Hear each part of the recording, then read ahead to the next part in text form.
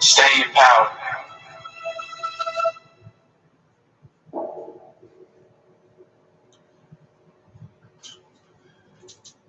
All righty, okay. All right, we're in there. We're live. We're doing this. YouTube, hello. Again, technical difficulties. I'm going to have to talk to my IT guy because no picture. He says I was too scary looking, so he said he wanted to go ahead and put this up instead. Well, I'm going to go ahead and talk to him about scary looking because it's not October yet. All right. All right. And also, I believe Mr. Facebook. How's Mr. Facebook doing? Mr. Facebook. Let's see. Facebook, how are you? Okay, cool beans. All right. Now we're going to go ahead and begin. Go in the studio here. And on top of that, we're going to find out about Mr. Facebook because, oh man, I can't even see what I got here.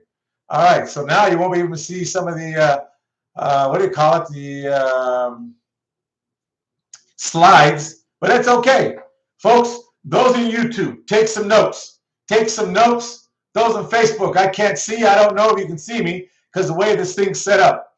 So somebody out there in the Zoom land, check your Facebook and check the YouTube and give me a shout out on the chat room. All right, I appreciate it because now I am blind as a bat, which is perfectly okay. Now, with that said, let's move on forward here. All righty then. Okay, cool bananas. Let's go ahead and move forward and let's go ahead and keep going. And let's see, there's many things to do. And as we go ahead and move on, let's see. Let's move and let's get rolling. Okay, cool. All right, tonight's going to be a little different. And let me make sure, do I have any chats here? Anybody here? Anybody in the chat? Can you guys see in YouTube? Who can see? Throw me a chat. Check on YouTube. Check on YouTube. Let me see who's in the room here. In this room, let's see the participants. All righty. Okay, cool. All right. Okay, let's get going. Oh, hold on a second. Oh no, I'm recording. Never mind. All right, cool. All right, let's get out of here. Let's go and let's get moving. Okay, cool bananas. All right, hi everybody. How you doing? Those of you that are working, hi, hello, good to see you. And on top of that, it's nice to go ahead and see what's going on. There's a new setup also with the YouTube, and so we want to go ahead and just well, I don't know. I'm not sure what that means. Jeez. Okay, so as we go on, let's move forward. And let's see here. Okay, all right. So I don't know if you folks can see this or not, but let me go ahead and, man, this is a weird one tonight. This is awesome. I like this. I like the technical difficulties that we get to see. So this is pretty cool. So let me see what you folks see, but I don't see what you see. So, all right. Okay. Well, anyways, let's go ahead and go back to the line. All right. Good evening, folks. It's 7:06 in the evening, and we got a lot of things to go over. And I don't know if even Facebook can see me or not. Oh, hold on. You know what? Might have to turn on the camera. Oh, boy. Technical difficulties today is the technician has technician problems. Okay. Let's see now. Maybe it's a little different story now. Now, maybe it's a little different that, okay. All righty, Friday. Okay, I still don't know about Facebook, but Facebook, how you doing? Now the picture's up and it's live, and we can go ahead. Maybe Mr. Keith can let me know. Okay, awesome. We in the chat room here. No, all righty. Okay, let's begin. Let's roll. All right, YouTube again. YouTube. I do not know what's going on, but the thing is that I see you, but you don't see me. Take down some notes or at least listen to this. See if you can listen without having something to look at. Let's see what the attention span when you don't have someone trying or attempting to entertain you.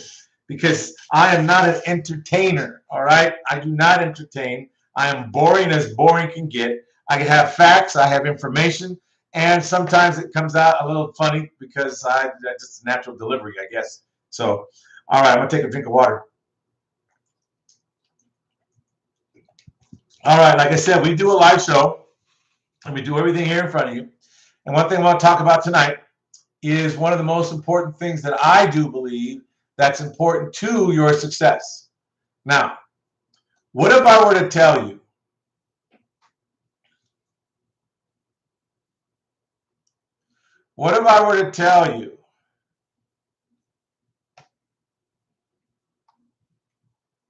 one more time, what if I were to tell you,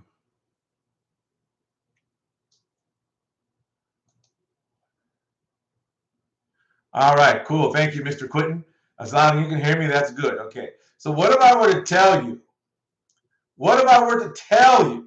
I know I'm saying it a few times, so what if I were to tell you there was a way for you, some of you out there that do not know how or do not know what to do to go ahead and pay to get your corporate credit started?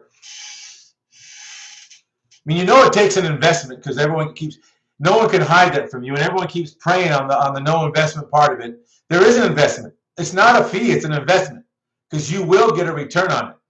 By the way, I have a surprise for somebody. I didn't pull it up to show it because I didn't mark it out, but I have something for someone that's they've been waiting on and it's been done, so it's pretty awesome. So anyways, there's some things that we go ahead and work with. What if I told you again, what if there was a possibility, if you were willing to work, and also there was a possibility because you were willing to work that you're ever willing to have your corporation because you would have the money to get your corporation going. And on top of that, kind of have a little life that's a little different. Now, we're always sitting here thinking different ways here at the Corporate Credit Blueprints. I have several divisions. I have a division, and I have also a division that does in the real estate, and I have a division that does lending. And because we built up enough money to go ahead and lend. See, let me tell you, one thing, especially being a private money lender, you don't have to follow rules. As long as the house is non-owner occupied, it's considered commercial under the guidelines. If it's owner occupied, forget it. We won't lend you a penny because I don't want to go through all the hoops. But the non-owner occupied property is the most beautiful thing on the planet. But I want to tell you, Corporate Credit Blueprints, if you had a way, those of you say, oh yeah, I'm excited. I really want to get the business credit going. And you got to forgive me tonight, I'm not wearing my dress shirt. So there's some things I had to go ahead and do for a family member and help them with some stuff around the house. So I just got back in time. I was going to call it off, but I said, no, I better not. So anyways, what if there was a way that you were able to go ahead and have your company funded and become the tiger, knowing that someone gave you a chance? Gave you a chance in a way that no one ever would even attempt to give you a chance. Because I have not heard of this yet out there. Now, you might start hearing it after I've talked about it, but this is only going to be for the few, not for the weak. The weak mean the weak. In other words, weak is when they have excuses. Excuses like it's raining. I remember before, back way in the day, when it was raining, I'd still be out there going from business to business, working the business credit thing. Raining, getting wet, shoes sloppy wet. I mean, you try to act like it doesn't bother you when you go in. I mean, you protect everything other than what you're wearing, your dress shirt. I mean, you're just wet. You know, and you walk in like you're not wet, and people are looking at you, and you're talking to them, and they're looking at you like, don't you know you're wet? And I don't know I'm wet because I'm with you. But you know what? Those are really the best times. That's when you find out what you were made. That's what I found out what I was made out of. And people say, oh, that's stupid, that's dumb. Most of the millennials, I have to say this, won't do that because they have now technology that we didn't have back then, which I wish I had it back then. I'd be like you. I wouldn't go out in the rain. All right? But you know what? I actually miss some of that because that's a lot of gumption. Because you know what? A lot of people did appreciate that. They really did. In fact, the ones that I would go back to during the rain, they actually would listen to me because I came out there all, got in the rain, got out in the car. And some of them actually purchased the program at that time because came out in the rain. He goes, wow, most people wouldn't do that, and how I treated you last time, and now you're here. You know what? I was just in the back. It's crazy the stuff that comes out. So what I'm saying is that there is an opportunity here, an opportunity and an epic opportunity for some of you to even make yourself some extra dollars. And now the only reason why this is happening, I want you to go ahead and put that into to grow your business, because some of you can't tap into your regular life because your regular life barely gives you enough to go ahead and buy a peanut butter sandwich, which I understand, totally understand that, nothing wrong with that. But sometimes you got to hold fast and hold tough. And when things happen, things happen.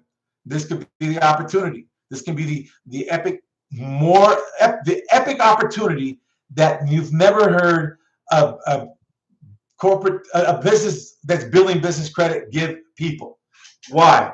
Because I really want those who really want to be successful have something they can bite their teeth into, knowing that they'll be guided as long as they're willing to do the work. That's all there is. And follow a simple formula.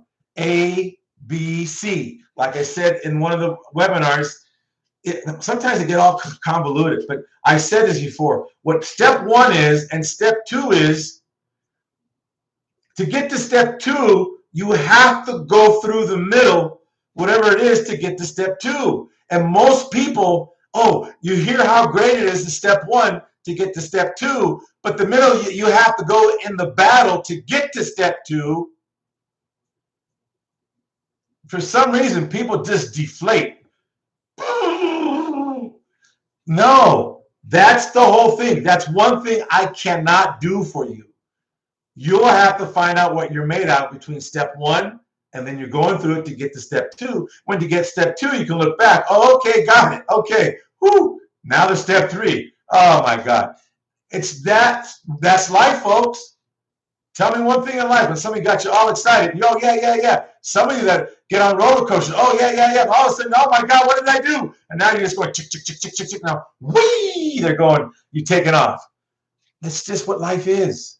But if you can make life exciting in those times, knowing what the outcome is by you. Some people have the most sloppiest linguistic language, saying, "Well, I know it might work, but most of those people are, they stole them. People steal from me, or people take my hamburger." Come on. Why do you want to pollute the world with your stuff? And that stops you in the middle of what you're doing when things are happening, and you stop it because you put that in the middle. I'm not saying live in rosy colored glasses, but at least be aware enough that you make the trip harder than it is when you're in the middle of getting to the trip to number 2 step. Once you get to number 2, it gives you enough strength to get to number 3. Number 2 builds to number 3. Number 3 builds to number 4. And if there's 10 steps, it keeps building. It's like, oh, wow, it really was that easy. Some of you, I don't know what it is, but those who are listening, especially in Facebook and YouTube and Zoom, here's what I'm going to talk to you about.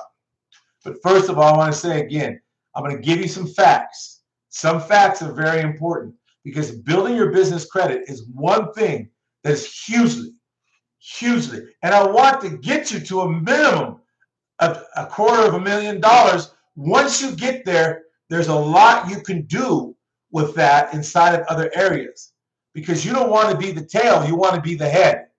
See, the tail, you always get wagged around, but when you become the head because you have the money, it's a whole different story. All right, here's what it is inside of it. And then I'm going to hold a orientation on it for you folks. But tonight is about corporate credit and about building it and about establishing what it needs. But also I'm going to assist you in establishing your business, even if it means you're only doing it, like I said, a couple of days a week. What if you had money that you need money for, and they gave you the criteria, the formula that you need to work with, so you knew how much money to use so you can make some money? What if you had the money and they gave you a formula with that money, how to use that money, so when you actually use the formula of that money, you ended up with money? Would that work? Would that make a difference in your life? Even if you worked 8 to 5, it still didn't really matter because you had Saturday and Sunday? Even though you got home at 5:30, you have 6:30 to 8:30, 2 hours, maybe 3 days a week. Or maybe you can go, call from your phone, talk from your phone, text from your phone. I don't know. What I want to let you know is this. We have money, and we have money for the area that most people don't realize exists. Now, what I want to let you know is this. If any of you ever really wanted to get into the real estate game put it this way, if you just wanted to wholesale, forget about flipping. You can use this for flipping if you want to get into that. We will give you up to 100% of the after repair value, where nobody right now in the industry gives you the 100% of the ARV, of the after repair value. I'll explain more in the orientation when we have it this week. We'll be sending out an email to only the people in the class. If anyone else wants to join, there's a phone number that you'll end up if you want to call to register to go ahead and come to see. It won't charge you. But here's the thing: some of you have been using hard money lenders. They don't even give you that. They go off just with the purchase price. That's insane. And then you have to come to the table with money. What have I told you? If you follow the formula correctly, you can actually end up with a property or bring someone to the table to me, and then we'll go ahead and give you a commission for that because you brought them to the table as long as you followed the formula. But they only can bring them to the table if they're under contract, not before that. Won't look at it, won't touch it, won't even talk about it. If you follow the formula, it'll work just fine. All you have to know is how to multiply with a calculator. I don't know if you can see mine. Man, it always disappears. There it is. It's trying to peek through. All you need is a little calculator, and anybody can do it. Anybody. Not even tell you where you can go inside of the orientation.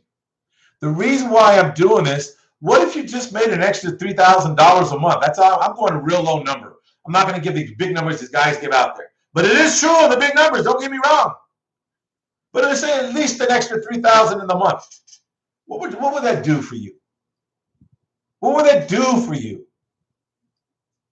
All right, let's knock it down to $1,500 for those of you who say, oh, man.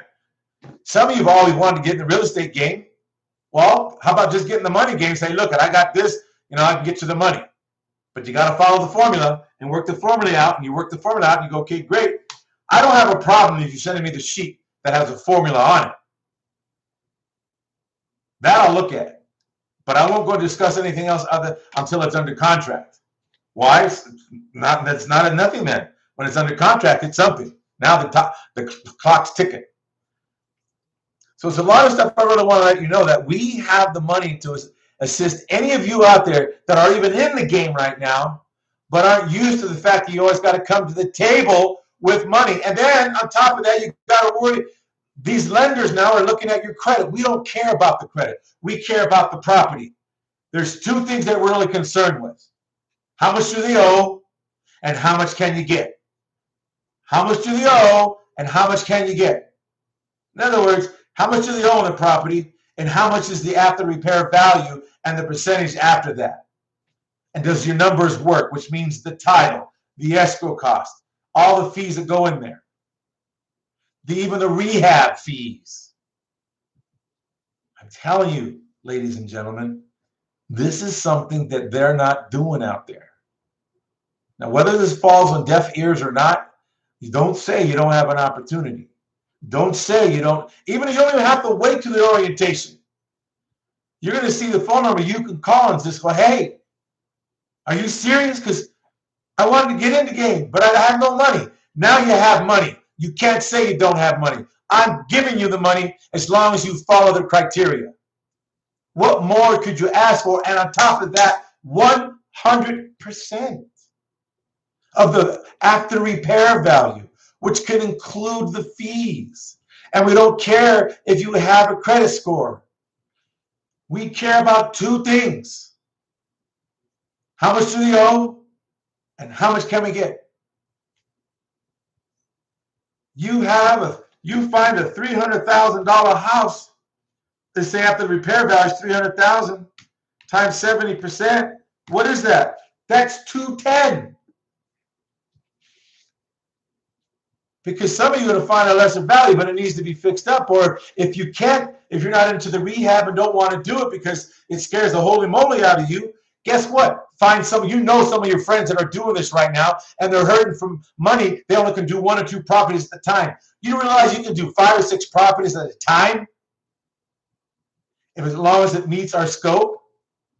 Because again, the 2 questions that we ask on the form: how much do they owe, and what can we get? Out of the $300,000, it's $200,000. That's 70%. But you're getting a house at a different rate,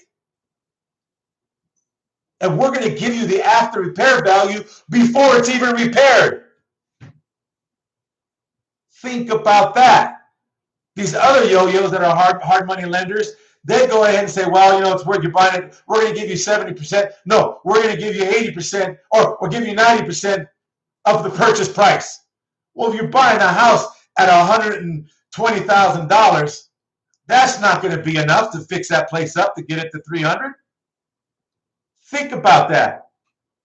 No one will touch it out there like that. We designed it to where it works for everyone, even if you don't know anything or just beginner. A lot of these guys advertise, oh, we got the lenders. Yeah, but those I've been around. I've called them. I took deals to them on purpose just to see. I'm like, dang, this is horrifying. How much? And then if you just want to go ahead, if it turns out the numbers are great, like I just told you, 210, all the numbers, you can go ahead and assign your contract to somebody else and charge a fee for doing it.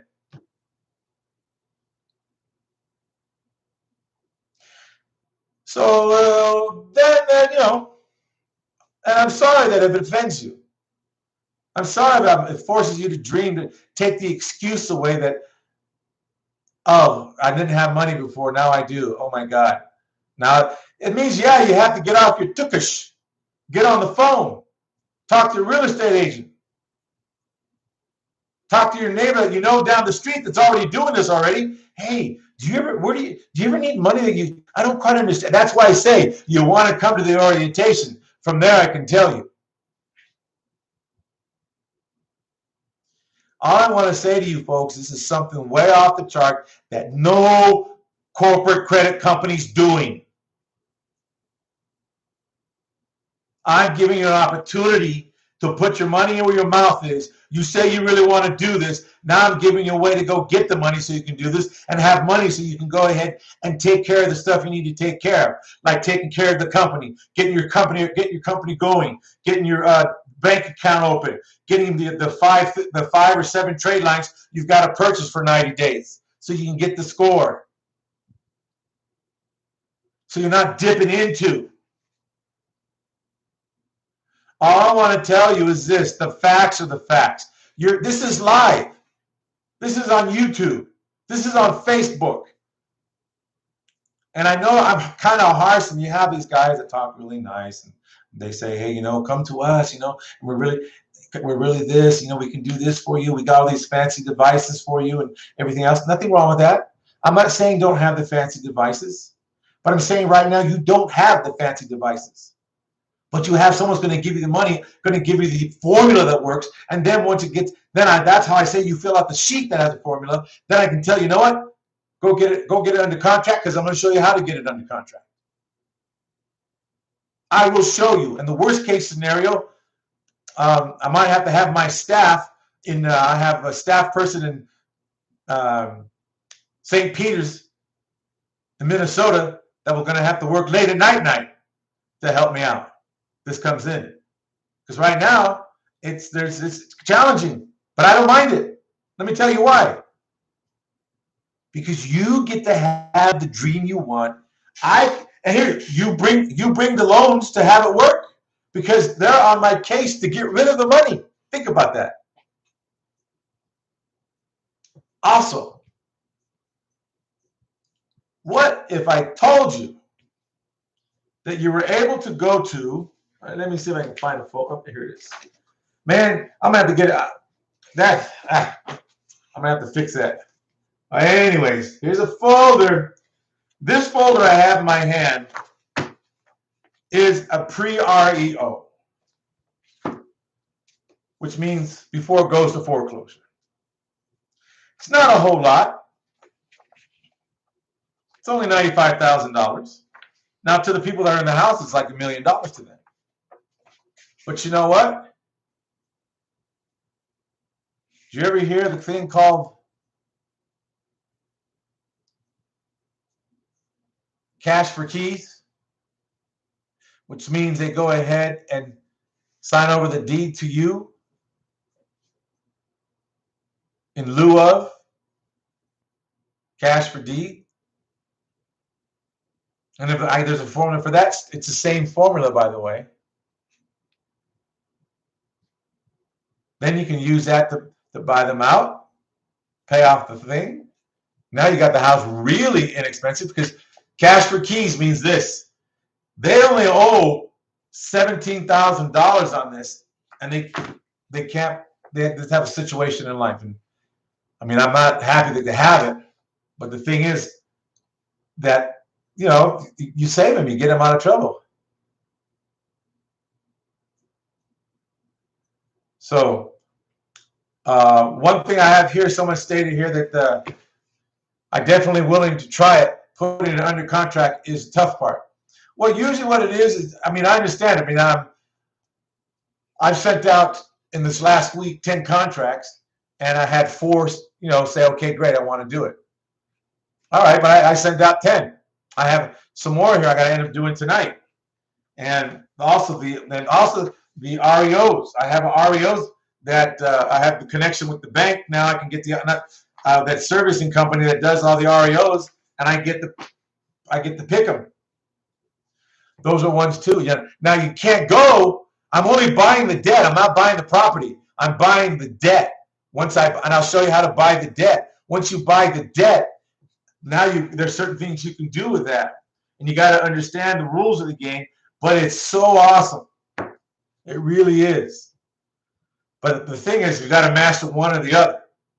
But the beautiful thing is guess what? If you have the money, guys, what are you waiting on? Now you have a way to do what you got to do to go ahead and build your credit. And corporate credit has given you the opportunity I'm going to give you the money to go ahead and fund it. As long as you follow our criteria and give me the criteria, then boom, boom, boom. See, a lot of you want to get it's like this. We've run into it a lot. I have another student of mine. We run into it a lot. We're doing some Zooms, and we go through the properties on different areas. You know, we have Zillow, you got Trulia, you have Google, you have Realtor.com, you have Redfin, and you have these other ones. Also, you want to find out what the rents are, Rental Meter. There's just many outfits out there that, you know, you can check, you know, this, that, and the other thing. Yeah, it takes some time. Then you find these property, the guys want $289,000, and the property's only worth $249,000. The time you do your whole analysis. It's crazy. And they really believe it. And then when you do a screenshot of the whole area of where they're living, and then there's a thing called a line, the property lines, well, it does. It shows you each house and how much each house is worth. And it's like, whoa, there says a $280, they have a list price of $289. Next door is only $230. Next door is only $249. Same square footage, give or take, you know, 20 feet either way. Same amount of rooms, bedrooms. Where do they come up with this? And then when you call them, oh, well, because I got a new toilet. Oh, right, okay, that's worth another $40,000. New sink. And I understand. I mean, they're emotionally tied to the property, especially anything over 10 years. They're going to be emotionally tied to the property. So you really got to talk to them. You got to listen to them. I'm not trying to say you're trying to beat them out of anything. Some properties are just, I mean, they really do need a rehab. They need it. And there's a formula that we use that you can figure out all the time. It's, you know, it's an MOA.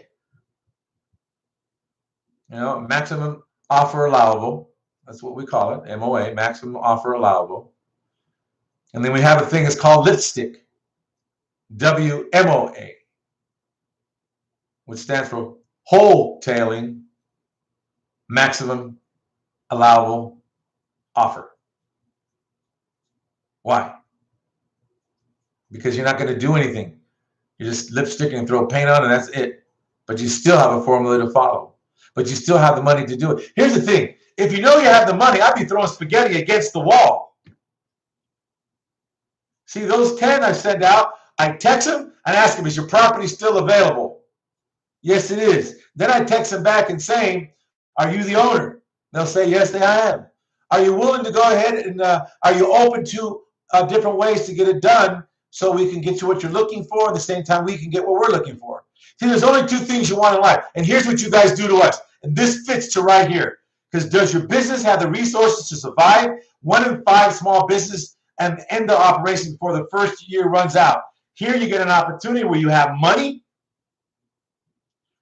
And here when you say you want to join, well, I'm going to go do a corporate credit thing with somebody. And I don't want to use my credit. Or I'm going to use my credit. Well, here's how we connect the dots. I'm assisting you getting the money to do what you need to do in life. But there's two things in life. It's either terms or guess what else? You either want your terms or you either want your offer. You want your terms or your offer. Terms or your offer. Two things. It's terms or condition. I want my condition or I want the terms. I want the rate or I want my terms. You want rate? No problem. I get my terms. See, a lot of you, some of you even heard me here. I even know one guy in here is in here right now. I told him one time the price and he fell apart. Oh, I'm going to have to go do this and do that. Well, now Mr. Do this and do that. I don't care if you live in New York. You don't have to. You can live in New York and do this all the way in Colorado. How about that? Do you realize I've done everything in this business on this particular end of it through text and cell? That's an email. That's it. I've never seen one person, except maybe in a Zoom, but that's about it. Folks, you're no longer limited.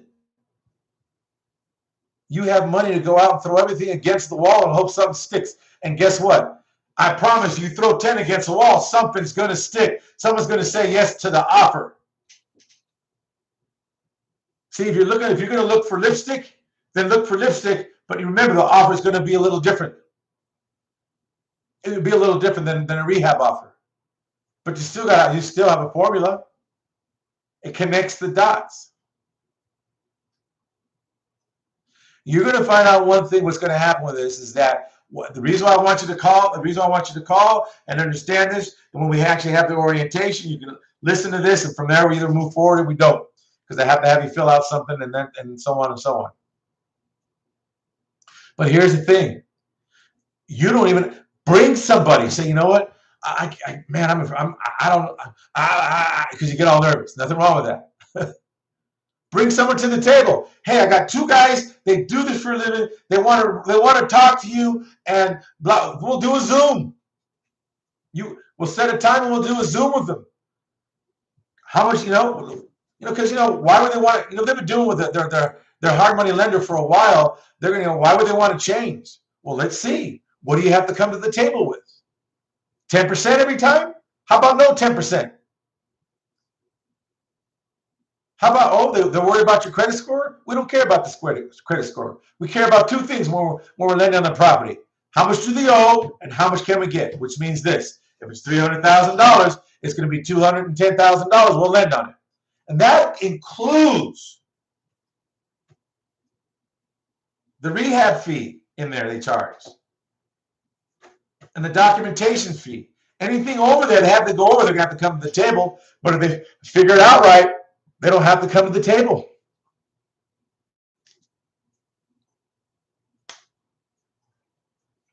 So these are the things I want to let you know, that you have an opportunity for yourself to make a difference in your life. Even if it's an extra $1,000. Hey, you bring the people to me, I'm going to do the work.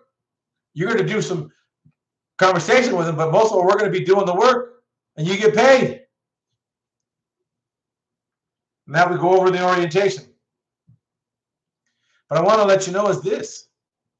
Even the fees, even the broker fee is included in the formula. And it's 100% of the ARV, the after repair value, that gets evaluated properly. And they're loaning on that. Other ones will say they'll do an ARV of the purchase price and they'll give you 95%. So let's say your purchase price, let's say your purchase price is $145. That's what you're buying the house for because it needs some work on it. Well, even if they give you 90% of that, that's only $130. Then you're going to have to come with the 10%, 10% down to the $145. Come on, guys, think. This is to build your business credit because now guess what? When you build your business credit, because you'll have the money to build your business credit. It's up to you, but the thing is, all you have to do is really realize, well, that's all I have to do. It's all you have to do. And you have the money to do it. Single family to 1 to 4 units.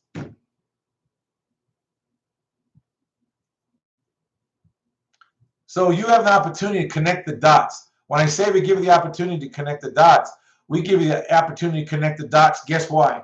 You have the opportunity to connect the dots to where, wait a minute, they're giving me an opportunity. This is the opportunity of a lifetime, guys. Maybe you don't think so. But think about it. How many of you sitting there right now in the YouTube land, the Facebook world, and the Zoom world, scratching your head going, wow, you know? And I see someone on YouTube right now that's part of the club. And they're working and doing this. They're working from 7 to like 8:30 at night. But in between the day, he calls and does this, and then he calls, hey, I call these guys, I did this and I did that. I called them, I called so-and-so, he wants the contracts. All right, cool. I'm willing to help him out. Why? Look what he's doing. He's working a job and calling in between them. He calls on his lunchtime. He calls me, this is what I got. Then he calls me at night. Hey, all right, I know we had this, had that, and did you happen to get the one contract out for the client? Yes, I did. And I sent him an email with a copy of the contract. And a lot of you don't even know. You will end up learning because what if I told you you're able to go ahead and get a foreclosure property for only $10 down? Like no kidding, like no kidding, like no kidding. A lot of you think that's a joke. I am not kidding. Today I had some people call me because I just mailed cards out. I haven't had the chance to call them, so I said I just need to mail stuff out. They called me. They said, "Are you really serious? Deed in lieu of? Deed for keys? How much do you owe?" Now, of course, I had to pull a title report and look at everything to see what's on there, and that's everything subject to. Because you just never know with the hidden stuff. They might have a tax lien or tax come up, whatever it is. And if not, I can promise them money now. I'll tell them this is subject to. If it changes, if some extras pops up that you didn't tell me about, that's on you. And you're going to get $10,000 and there's a $3,000 lien. I got to take the $3,000 off the $10,000 and give you $7,000. So really dig around. If you remember something, say, I don't think it's going to show up. Tell me. And if it doesn't show up, then you still get the money. So this is all you have. You guys have no idea what opportunities you have, especially with corporate credit blueprints. I want you to have your corporation, and maybe I want it more than you. People can tell me, you come up with something really good, no one takes advantage of it. They're afraid. I said, no, what do you mean afraid? Because they really don't want it. They just want to hear. What do you hear? You don't get nothing out of it. It doesn't improve your income, what you're listening to. The only thing that will ever improve your income is ACTION. Action. That's it. I don't care if you paid $100 million to go ahead and learn how to make $100 million. If you don't go do the actions, you're not going to get anywhere. It doesn't work that way. Someone can give you a whole field that says this field that you have is 2 acres. If you plant these particular crop, you'll make at least $200,000 every year gross. But you've got to plant them at this time of year and plant the seeds this far apart and plant them this deep, and you got to water them this many times, and it has to be deep water. A lot of you wouldn't do it because, oh my God, I got to work for that. See, this is what I laugh at. You hear all these guys and gurus, especially the guru people. I'm not a guru. I'm a guy that works. But you get these gurus telling you online, hey, do this, and you look at you. These people they're screaming online. Oh my God, $8,000 in a week. Give me a break. If that was so, you all be joining that one particular organization. And then there's another organization. There's another organization. Then there's another organization. And you have the one guy that said, hey, get on YouTube over here, and you're all over the place. Well, granted, he is all over the place. But I've never seen his clients all over the place. He's all over the place. But I never see his clients or him the clients that are all over the place, they're doing what? Why aren't they with him? Because I guarantee you, if he did that, he'd probably get more business because he actually live. Yep, live.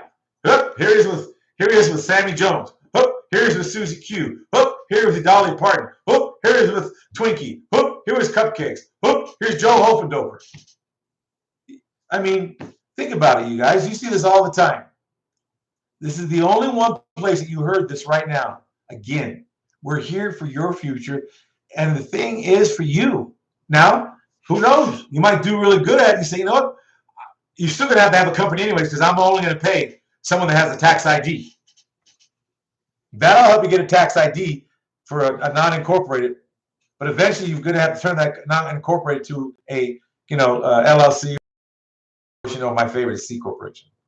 Then you can create a division for an LLC and then use that division as that gets pay the division, pay your corporation, pay the division, and have the corporation hire you, whatever that is. Anyways, here's what I want to let you know. You got to understand for yourself, we're here for you. This is no joke. This is no joke. This is where you're going to learn never to bring the pain home. So you make an extra $1,500 a month, $3,000 a month. All right, that's an extra $35,000, $36,000 a year. What would you do with that kind of? See, I'm giving you real low numbers that some of you can believe because some of you don't even bust that kind of, you know what? I'm telling you, for you in your life, you have somebody that now, a corporation that is on your side to stimulate your economy. I'm giving you a stimulus, which means this. I'm giving you the money. Well, I'm not giving it to you. I'm exchanging it for, of course, real estate. You bring it, you get paid. Oh, you bring it, you get paid. If you do it yourself, you get a bigger payday. So maybe you rehab it and it's figured in the price. You didn't have to come to the table with anything. And they fund it as you go on. They do the inspection, they fund the next piece and the next piece and the next piece. So what I want to let you know is this. Where now you can dream if you wish. All you have to, again, some people out there that are flipping houses, and they're not doing a whole lot because they don't have a whole lot of money. If you don't have at least $500,000 and trying to flip, you only can flip maybe 3 houses a month. Maybe. And remember, the average house in the U.S. total in the average is about $269,000, $268,000. So you have a range. You find the bell curve in the area. Some areas a little lower, but yet it's a nice area. It doesn't matter. Again, you'll learn not to bring the pain home because now you're able to go have your corporation, someplace that gives a little money than your job. Some of you are probably get comfortable saying, you know what? I'm making this much money here. I'm going to quit my job. I don't know. See, that's what I'm saying. Don't put all your eggs in one basket. Don't put all your eggs in one basket, which means this. You're all working, hoping to get ahead. Now I'm going to tell you, you do something on the weekend and throw as much as you can against the wall, fill out the formula. Oh, this formula works. Cool. And they say yes. Cool. You send me the formula. You send me the sheet you fill out. Boom. Then once you fill it out, I look at it. You know what? I'll do my little more research myself too. And I go, oh, okay, cool. You know what? Ask them this question. And the reason why I'm telling you to ask the question is because I found something they didn't tell you. They say yes. All right. I'll even tell you. If they say yes to this, no worries. It still will work. Oh, okay, cool. Hey, I'm not here that you will lose. I'm here so you will win. Or some of you might partner up with someone and say, I found a good rehab deal. I know this guy rehabs and you can work with him and split the profit. And you still get paid.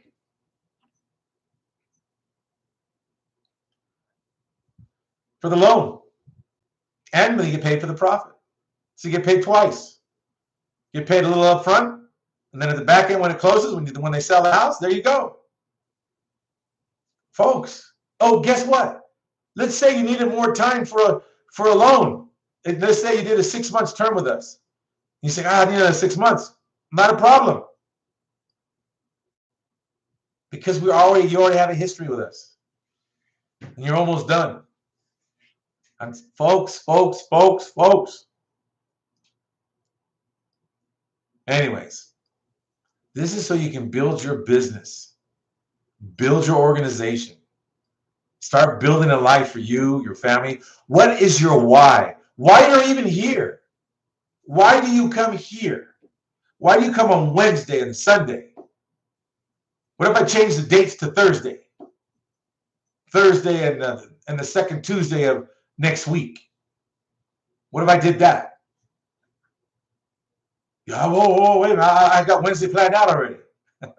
And most of you do. So I just want to let you know again, building your business credit, I've made it easy for you to get the money to build your business credit with us. So tell me, name one business credit out there that's actually saying, here, we got the money for you. You can go start your dream. And all we request back from you is that when you get your check, you now say, here's my payment. Get me started. It doesn't mean you stop. You always keep your pipeline full. Always keep your pipeline full. I don't care if you only 2 or 3 people a day. I even have a chart that tells you what you need to do. I can tell you right now, if you do 3 offers a day and you talk to 5 people a day, you will not go hungry. And it can be done. And that means you either call them on the phone. I don't text them. I call them on the phone. No, I'm not going to give that secret away until I actually get you in the class. But there's another way that no one's talked about. Maybe they do it and don't talk about it, but I know they haven't talked about it. And a lot of you don't understand also, again, you might run into someone that might be in foreclosure and the numbers are right. And what if I tell you there's a way to get it for only $10? I don't mean from them. You can buy it for $10. There's got to put something down when you do it.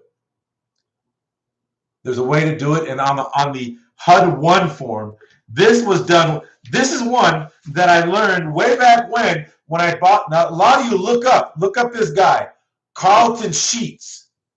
Carlton Sheets and Dave Delgado, way back when. So I just aged myself. But the HUD-1 statement is a government form. The HUD-1 statement is a government form. Boy, that just does not like that background behind me, so I'm going to probably change that. The HUD-1 statement is a government form. The HUD-1 statement, there you go. The HUD-1 statement is a government form, and that the certain number that can be used in there is still in there since 1985. Still on the document. Why? because it could be used, but nobody, when I say nobody, there's a lot of YouTubes about it, but there's I think there's one person that actually tells you how to do it almost correctly. But they're spot on. There's a way to use that one where you don't have to go ahead, and there's a way to go ahead and take over that existing mortgage without tripping any clauses. So it allows you to take it over. You can either bring it current and still have it, and then guess what? Let me tell you this. What if you had, the reason I'm using a 300, because I'm just telling this stuff that's happened. If you use a 300, and let's say they only owed $120,000, and they were like $10,000 behind, plus the fees and everything else came out, let's say almost 20. So 20 to that, it's like 140. Wow. And we'll loan 70% against it if you're going to do a rehab on it. If not, we'll just use 70% to bring everything current. Now you have a property. Now, why wouldn't you want to fix it up? To get it to the 310 value for sure, or maybe a little more. Now you have a property you can go ahead and list and sell. And even though I don't have the numbers here, you're going to make about $60,000 after all. Maybe that's gross. After net, maybe $45,000. See, this is the stuff you've got money to do this with now. So don't put all your eggs in one basket, folks. If you're working 8 hours a day, 7 days a week, eventually you have to get out of this and get into the thing. You really have to motivate yourself. Because there's some people in here that have the keys to the kingdom, but they haven't spent the time to learn how to work the keys. Nothing wrong with that. Nothing wrong with that. But those who want to get going and do something, you have the number to call. You have definitely the number to call. Oops. I guess I went backwards. So you have a division. Remember I said one of the divisions is real estate, I told you. Then you'll know how to build safety credit finally. Then on top of that, once you know how to build safety credit, you'll not only can get the business credit. See, now you'll be able to get the business credit and not sweat about building your business. I'm not saying you have to like real estate. Somebody said, I don't want to talk to people. Fine, then don't. I don't have a problem with that. There's a lady that I know that all she did was just text and email. And she would tell them the reason why I don't talk to you on the phone is because I have my kids here all day with me and they're loud and I won't be able to pay attention, hear you properly. And it was true. It's a single mom. All I'm saying is this. At Corporate Credit Blueprints, we look to design to take all your BS excuses away other than what you tell yourself. You don't have to believe it. You can go join the other group over there, or you can join the group that says, okay, I'm willing to go into the battle. I know I have this now, and I have the orientation. Let me go to the orientation and see what he has to say, and then go from there. Boom. And okay, great. I'm going to do the spaghetti throw. I'm throwing all the spaghetti against the wall and see what sticks. Folks, there is so many properties out there, it's pathetic.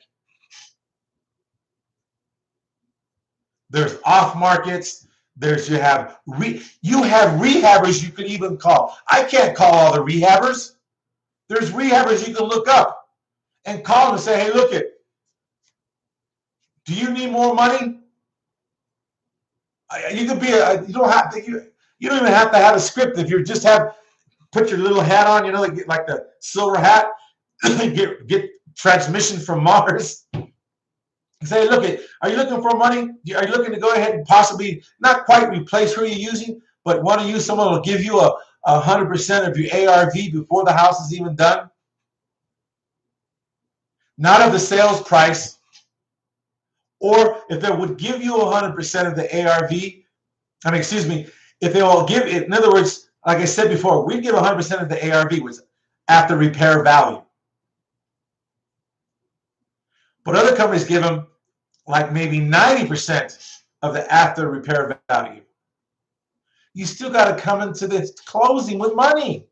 You need that 10%. All I'm telling you is that you have a product. If you follow the rules with them, You can get them right into that, and they won't have to come to closing with anything because the money's already there incorporated. Now, if it goes over, that's on them. Say, God, it works. And sometimes it works. Some won't mind bringing 10% because they got the full thing. It's because they'd have to come in with 20. Now, remember this. Remember this. Remember this. Remember this. 99% of your hard money lenders, no, 98% of your hard money lenders require a certain score. They require a certain score. We're not score driven. How much is the property worth and how much can I get? And we're looking, and in the world, this is what you guys are looking for. You're looking for rate and terms. Rate and terms. A lot of you, like I said, we look for rate, which means you're looking for an hourly wage. And then the terms are how I want the weekends off. Well, sometimes they say, no, we're going to pay you this much, but you can't have weekends off. Some of you give up rate and terms and you lose both ways. In this game, when I play this game, it's either I get my rate or I get my terms. I'm going to get one of them. I'm never going to. I'll walk from a deal that I would even make $100,000 on if I'm not going to get one of the two, because I will get burnt. It's written. You get rate and terms, you're going to become now the tail, not the head. And I don't care. Won't do it. I've done it a few times. Because they want to know. They want it. No, you're not getting the whole thing. This is what I'm getting. One of the two or the other. No, all arrogant. Have they ever come back? I've had a few come back with the tail between their legs. And some, I don't know where they went. Folks, I just want to let you know, you don't have to even be mean or nasty. Look, this is what I got. The other places want you to have a credit score to go 90%. Over here, we just want to make sure that we get, how much do they owe? How much can I get? Which means, does it follow our parameters? If they want to come, our parameter is designed so they don't have to come to the table with anything, with their 10%. But if they say, you know what, I can afford 10% because I would need 20, I'll give them 10, and I was already, they can work the numbers however they want. It's up to them. And on top of that, guess what? We're not even asking if you have experience. The other lenders that will go do the lenders for you, the hard money, you haven't, some won't even do any if you have never done one.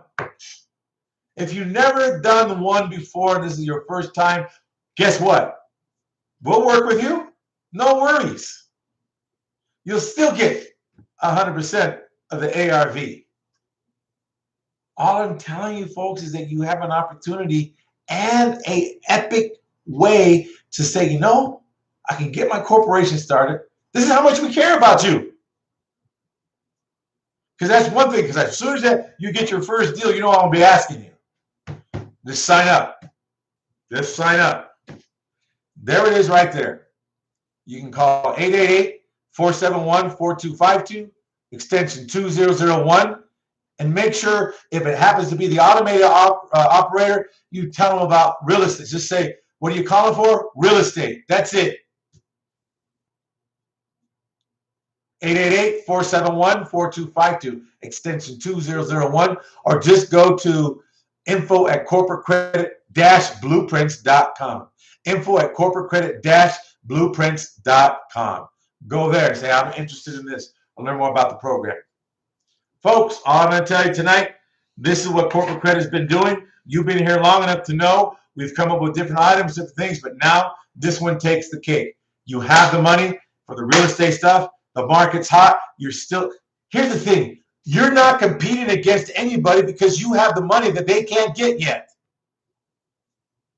Think about that. Some of you out there made a statement. I know you were in the market before, and I know what they were charging you. You're not like this. When you get the formula, you go, oh, okay, now you know what to do. Now you know what to do. All kinds of crazy ways. You might even find one that some neighbor knows about someone, but it says, no, why should I give it to you? I don't. So look, we'll split the profit when we sell the place.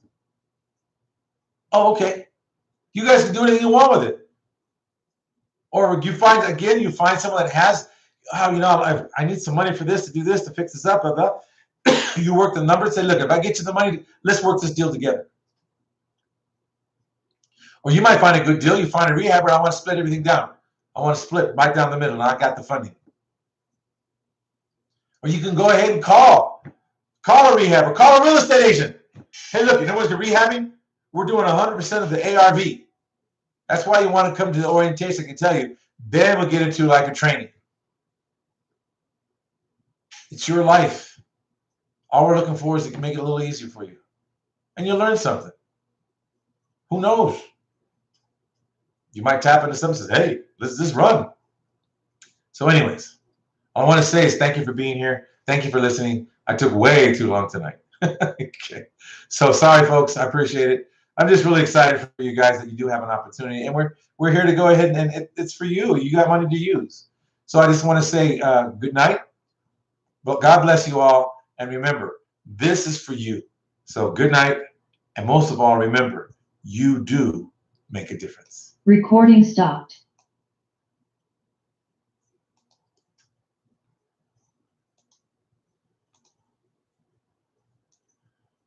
Oh, open up with pants.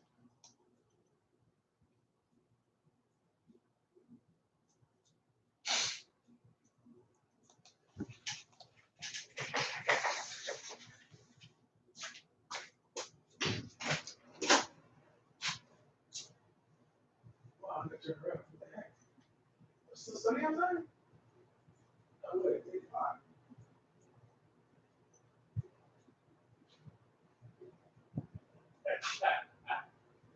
Probably see the bed. Oh, good. I'm hungry.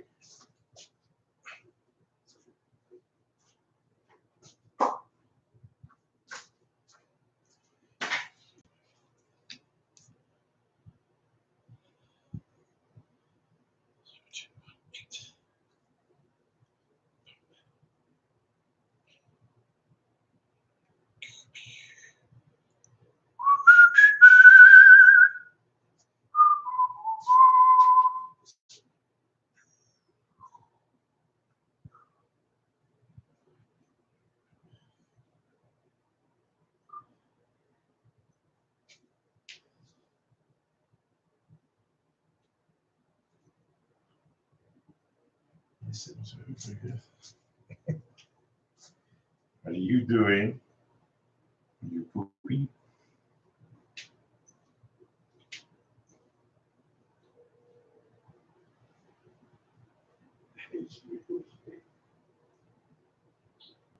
You doing okay?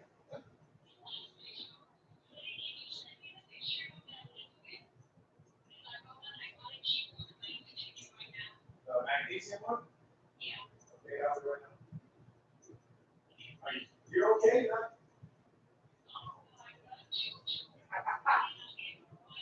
Okay.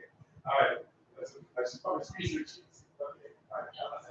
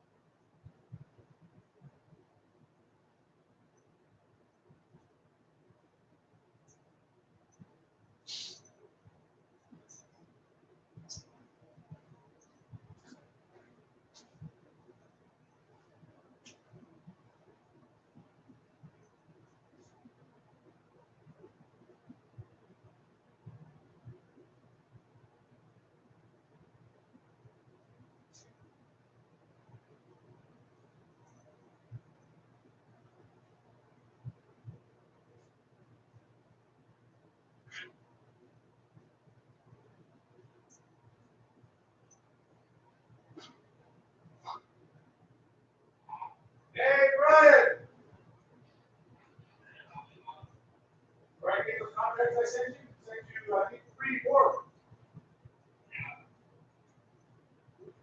All right. Now, you know what I was doing tonight for a notion? I said, you know what I was doing for us tonight, don't you? Yeah. What? That one here. Oh, here. Yeah. You know why I presented what I presented, right? Look, why would I say no? Because I didn't do it the last week because there's too many people. But now, we get them coming in, they're all going to have something. So what? We make, like I said, we're going to have another quarter lives now. The whole life, but here's the thing. Now we can build something quicker by then. We know someone can do it. So,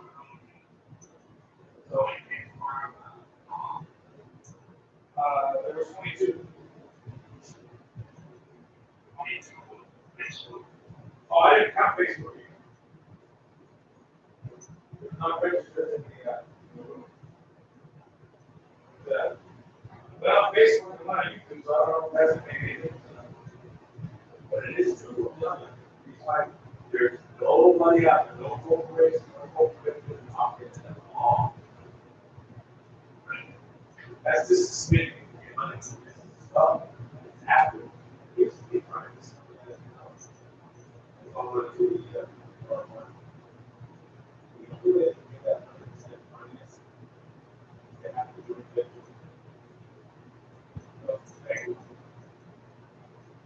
Now, we sign, maybe they're a lot. I don't know. 5 days later, but there's still a lot of people. Yeah, not that. It's still a problem. I'll probably have to do a 30 cents. Like 30 cents.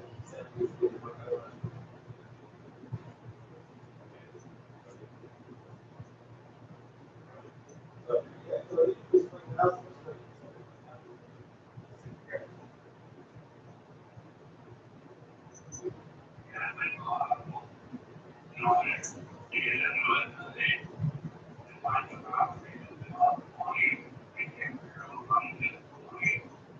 yeah, so that's what I need to hold up to you.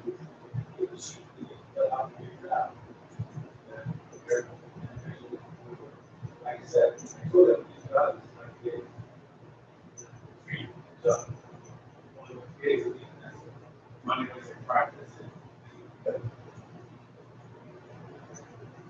Oh, guess what?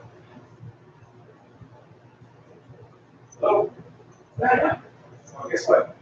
Tomorrow I'm going to send you an email because it's supposed to happen by email in the morning. Guess what I'm going to have? Guess what I'm going to have in the email in the morning? Oh, guess what I'm going to have for you? Yes. Your SPFE report, guys, the point of the slick man, the SBA is SPFE is more thorough than even the business experience. It actually gives the date when it was started. He said. How that tomorrow?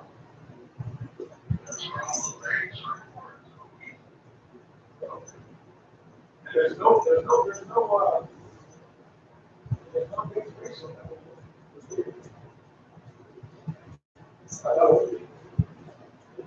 So have that. Hey, some guy called today named Glenn. Glenn. Or did you get an email from Glenn? Because I gave him your email address. I didn't get an email from him. Because I fill an application, I go find out on the site, go ahead and tell me. So I know. I told him down the emails that.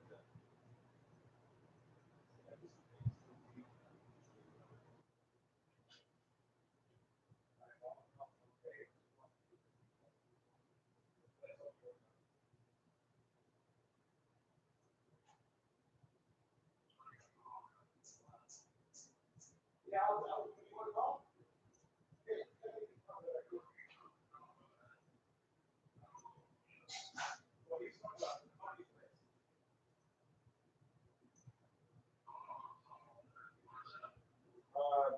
that piece. It's But I fill out a couple applications. They call me back. The New York City one? No, there's another one. It's New York City. Here we go. From BHG is the name of the company. Oh, yeah. I haven't heard from them. All right. I'll send you. Want me to send the text number to you? Or you want me to give it to you? What would you like, sir? No, you just send it, and then I can call them, I guess. Yeah, call them You want me tomorrow. to wait till I get done with the New York City one? No, I wouldn't wait. No, because they don't know. Nobody knows. Hey, what did happen in New York City, guy? You talk to him? Yeah, I sent them paperwork for 2 years. Oh, nice.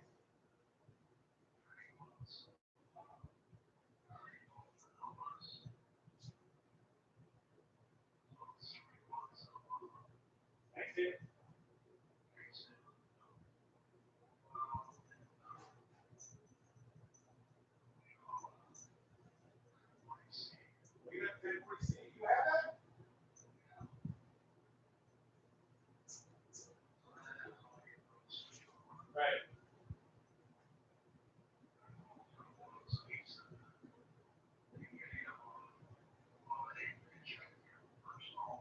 Yeah.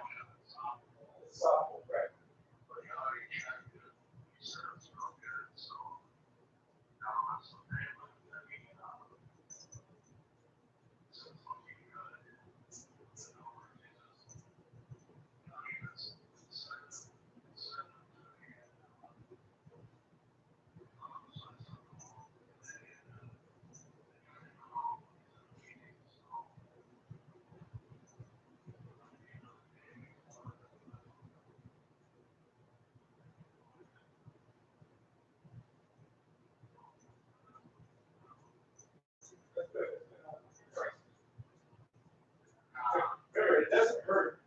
You could apply to 1,000 companies. It's all about the same one. Then wait 30 days and you go back to the beginning.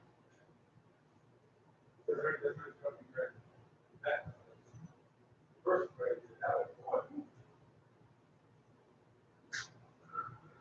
So that, I got the pre-foreclosure place it's for the biggest. It's called Commerce and Finance, and they got a list of every pre-foreclosure. So every week they list all the pre-foreclosures and the foreclosures, and that's in the state? yeah, for the state of Minnesota. Oh, okay. So Hennepin County is the big one, you know. Which one? Hennepin County. Hamp?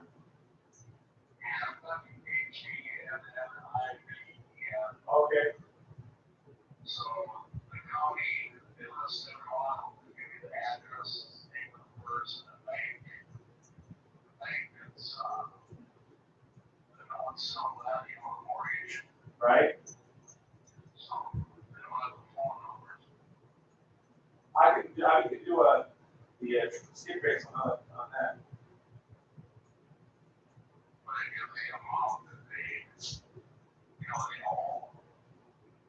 And then you can pop up the address and so or whatever, they'll tell you the approximate value of the place. Some of them, you know, they only own like 50,000, but they're paying a game like when they get 20. Right. They get bought up. So if you want to own that for 50,000, I don't know if that matters, but I also want to put 250, you know. Oh, kidding. So those guys are willing to do something, you know. Here's the thing. Can't find anybody. We can go ahead and now let's say we did something like that. Say, look, we can't save the house. Oh, but that's not true. I just lied. We actually have to go ahead and I'd have to find if this thing we're behind. Let's say you said 50,000, and the house is worth. In other words, the house is worth. How much you say the house is worth? Well, most of them are worth like, you know, 250. 270, but as you go through there, there's ones where they only owe like 50,000 or something. And they're behind. That's what my nephew told me. He says, if you got people, you get like 5 or 6 people looking through a big county like that, he says, he had like people just, all they did was just look through there for the numbers, you know, like guy owns 50,000, places worth 180,000. You know, that's the whole time, so. Hey, Brian, what if I told you this? What if I told you that you were going to go ahead and buy the note? Make up the difference. And then redo. In other words, we buy the note, not the real estate. We buy the note, okay? So we buy it from the bank. We give the bank everything they need, okay? Now we own the note. Now we could stop. Now the foreclosure will still keep going through unless we stop it. But before we stop it, we go to the people and we say, hey, why did you get in trouble? They say, well, because, you know, whatever, right? And I couldn't afford the $1,500. Well, what could you?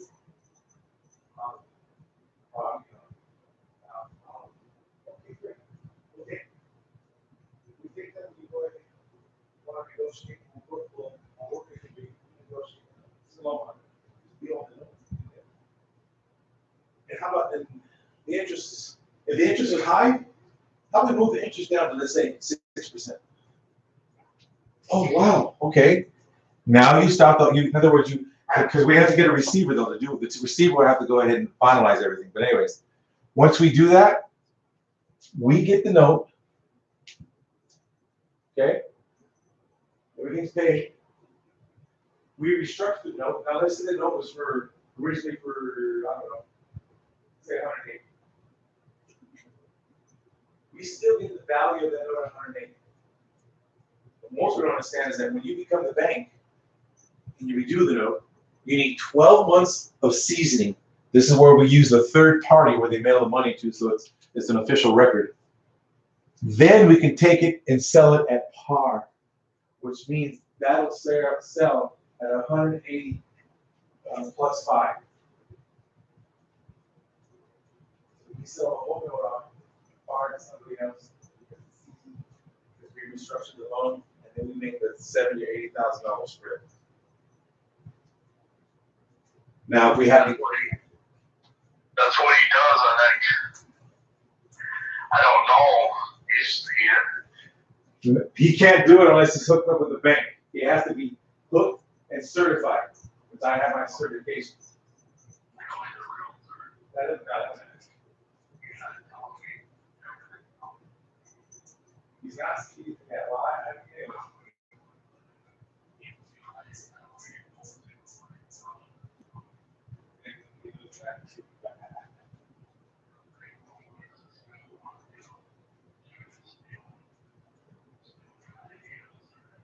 That's not this idea is what goes all the way back to the bank started. A lot of people don't know about it.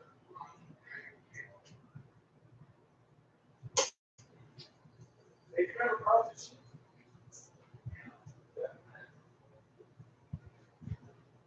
And there's several there. A lot of people, and actually you can still use today, but a lot of people use their palm and get in trouble. Other ones, there's a document, they have to change it. So you do, but they're not going to tell you how to do it. The power companies know how to do it. The rest of the experts know how to do it. They know how to do it from that point. But the thing is that most people don't know what to do. And I'm have some guy working on the documents for me because there's 2 sets of documents you're going to need besides the purchase agreement. Just where they'll know they can never call the note due. You can actually go to you can go to the book. You can go to foreclosure versus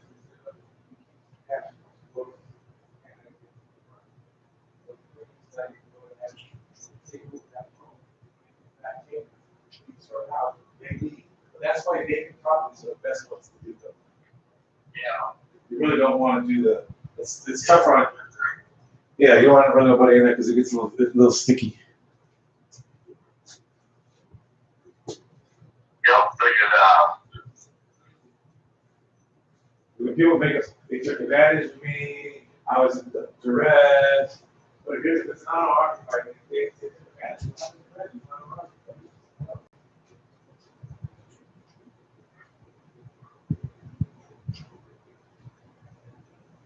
Man, it took me a while to get those documents done today.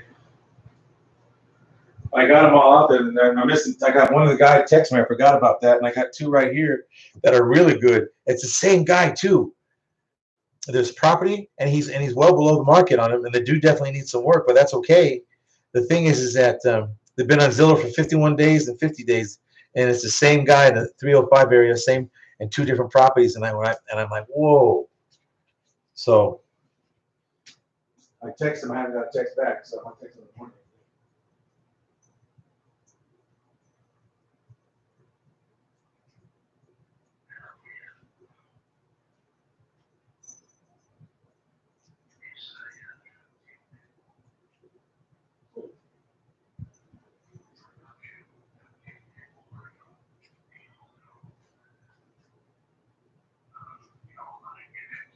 Yeah. Oh, I don't look him because he's getting married in a couple of weeks. I don't want to get him mad at me, you know. Yeah, they're bringing them deals or bringing them foreclosure deals. He's either listing them or whatever he's doing. But here's the thing: I guarantee you, does not have the money he got. Yeah, I guarantee you, on the foreclosure, they do not go. Nobody out there goes. We'll go. We'll go 100% of the ARV back, fair value. But a lot of what you have to have good credit scores. Now I can't believe all the hard money guys want good credit scores. Oh yeah, because I've been taking, some of those hard money guys, they lose money. See, I come back from the old days. It was 18%, 18 points. And that's why I asked when they changed that whole program to like that loans that were whatever they were. They changed it to 228, 227. That was a hard money loan. They did all turned up to 14, 15, 16%. 2 years. There's no way they can do anything. Go ahead and bring it back.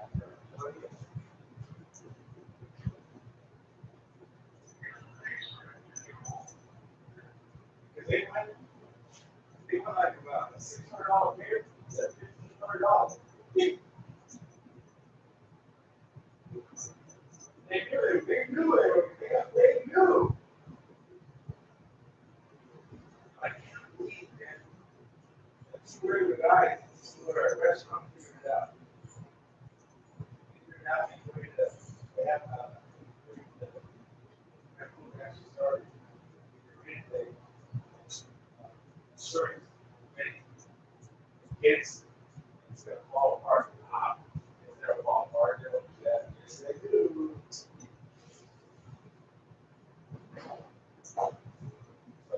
Hey.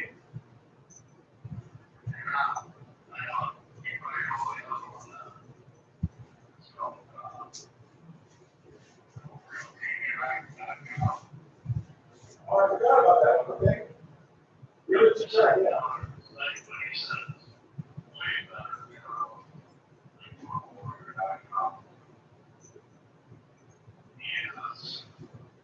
He said that,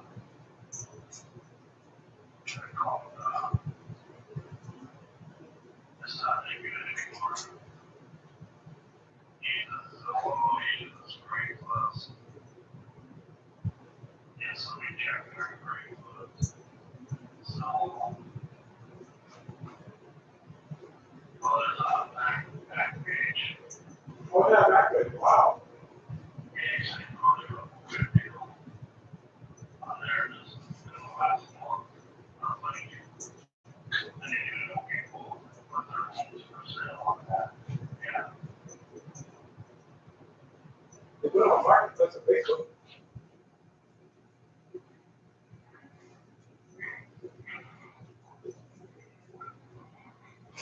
everybody's supposed to go on.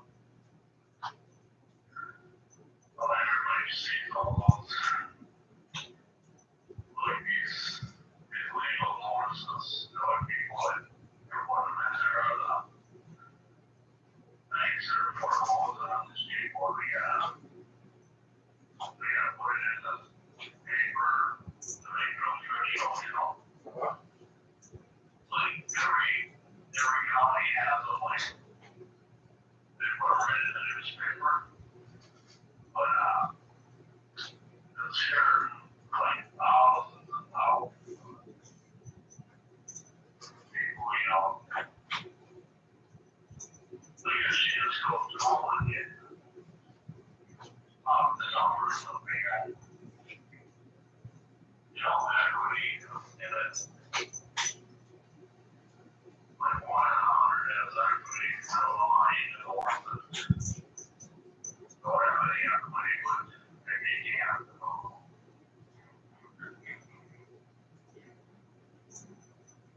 Well, so I don't think he does not work, he just travels. He goes all over the world. Florida is where travel goes all over. And, you know,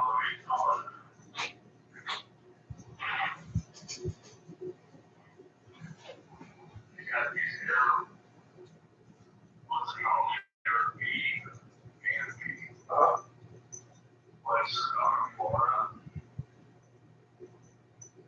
So this guy will get, or, you know, it's like, it was too rich, they look rich and everything, you know, get there was a Airbnb for a month, and pay for the month, and then they would pay. Yeah, for certain months to get them out of there, because Oh yeah, that's put it this way, no matter what you do in real estate, I got this contract, you know, I know what you're gonna do that home again, but like, that is sad, I mean, you gotta judge money on somebody, is they get, or get judged on something here, but I'll never get paid from some people. That's a bad, they're professionals, they do that for a living.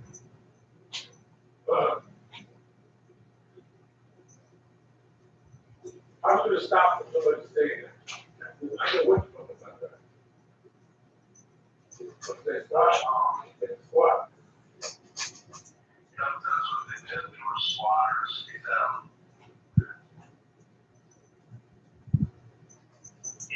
Yeah, I'll do it for all of us, so you got some kind of deal out or get a lot of their, I don't know what to do, it's one of the contract or something, that's sign on it.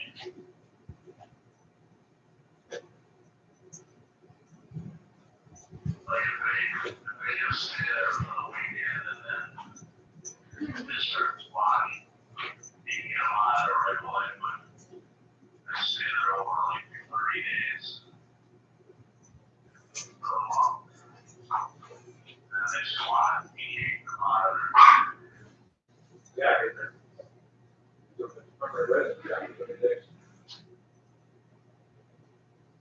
I guess they only pay a little, you got like $100 a day, so like $3,000.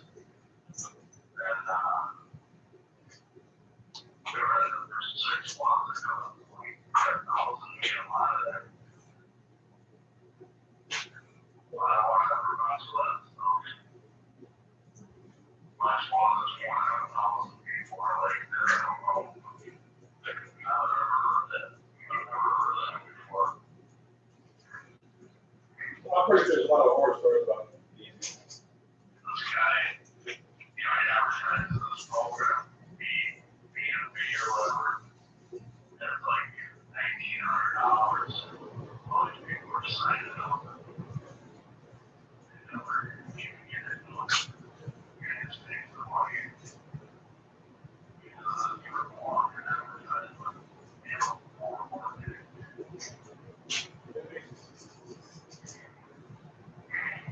He just takes their money and he just sells more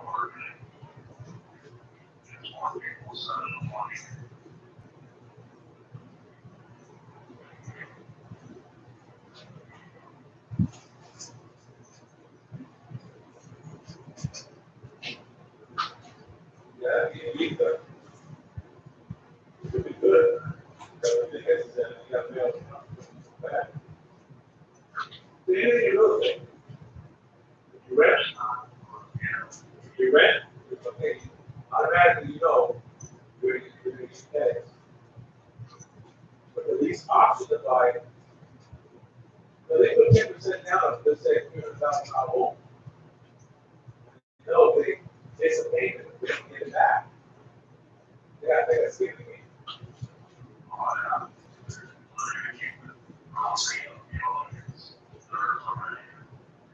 What is there? Just got to wait to get the regular finance. But when they go, they don't get the deposit back. The 30 grand they put down.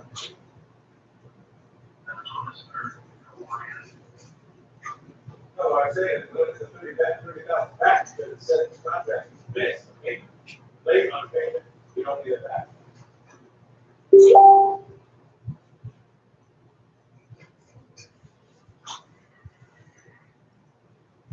That's why those are just a little more expensive. But still, you have to let that try, you know.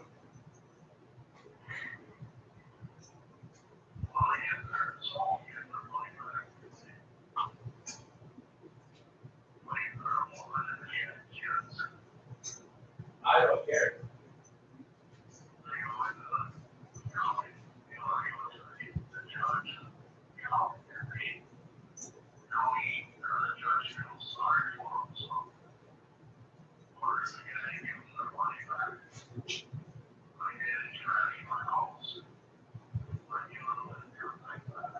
A contract is a contract, stated plainly in the contract, there's no just plan. Can't. If they sell them the contract, it's good. So I'm saying, you don't hear about that, because the exact contract says it's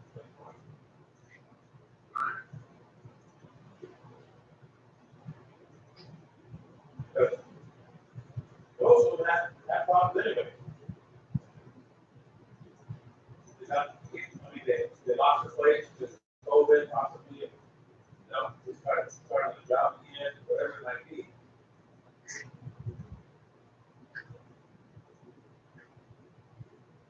And they could apply for the board. Hey, listen, if the board leaves, the board should. There is a real.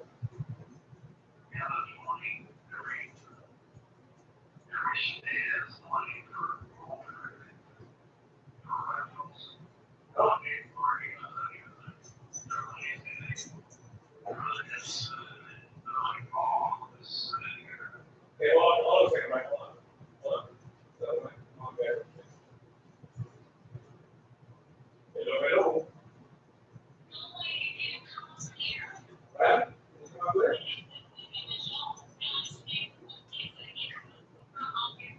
Okay.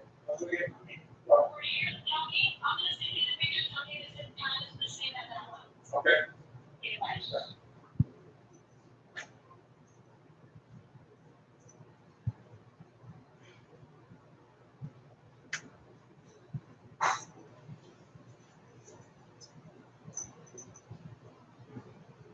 Where'd you go?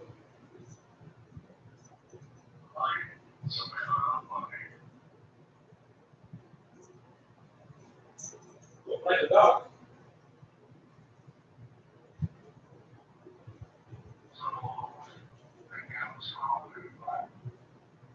No.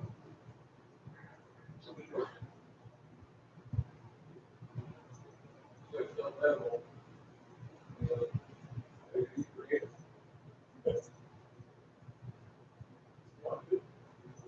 But it's only great. Okay.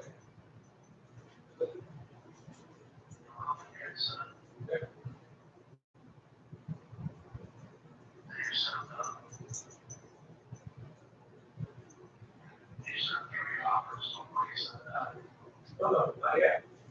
Well, that's the part that's available. I said the post thing. For some reason, I don't know that post thing. They should come back. No.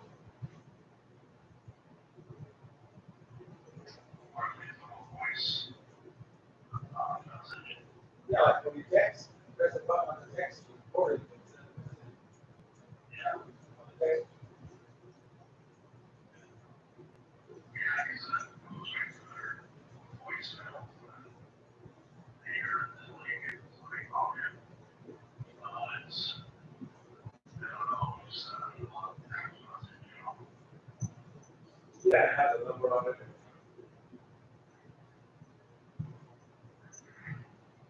And they always hear call.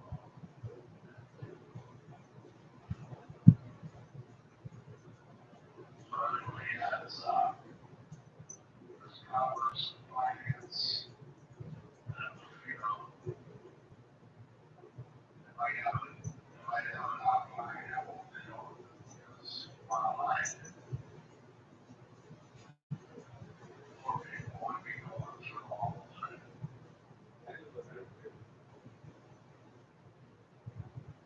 You know, there's a lot of,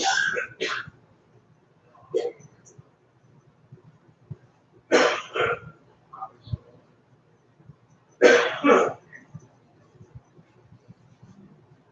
when I get one out there, then they have functions. So there you go.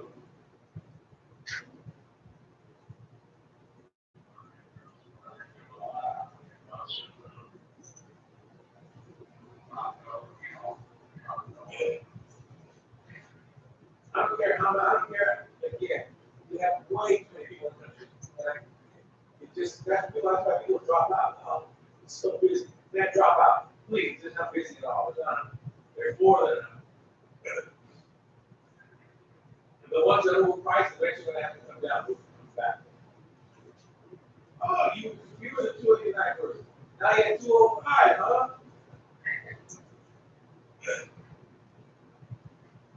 Yeah, there was this lady like that a long time ago. And then finally I got her house foreclosure. Huh. Like,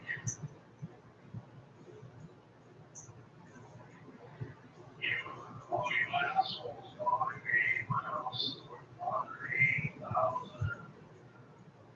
Offer me $90,000. You know,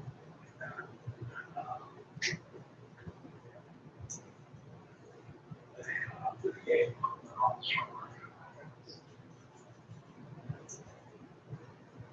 she was like $50,000. That's it. $1 buy right at the tax auction. Now the tax auction, those people out there, they're more than price. But only 120,000 or 180, 200, you know. It's crazy people.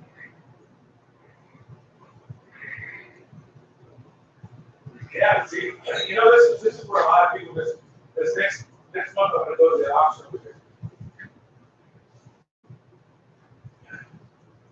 Every Tuesday. Once a month.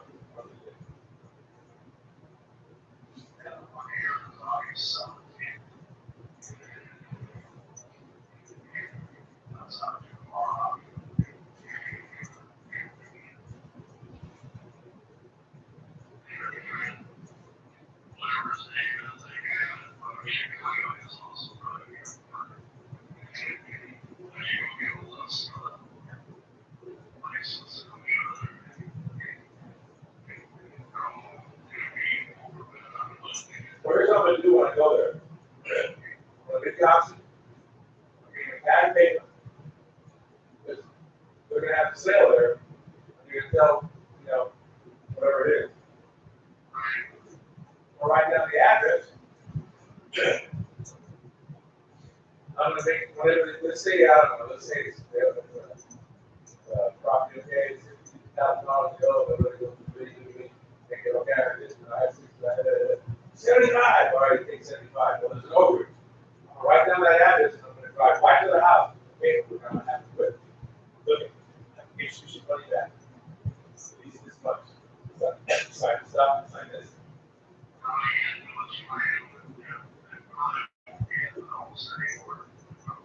And some people will.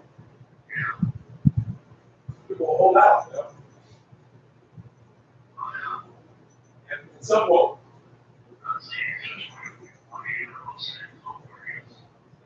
Especially if you go there and you know if you're there or not. You just get the, one of the things I guess they have to don't they get a list before they sell, like a week before. Oh, the day take those addresses, drive by, see what anybody live there.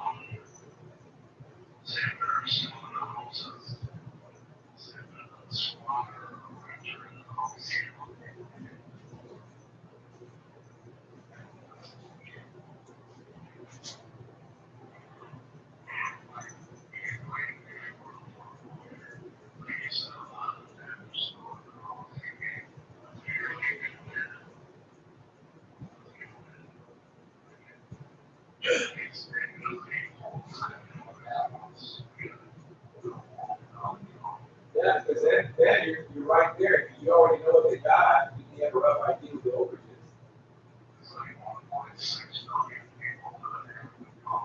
Hey.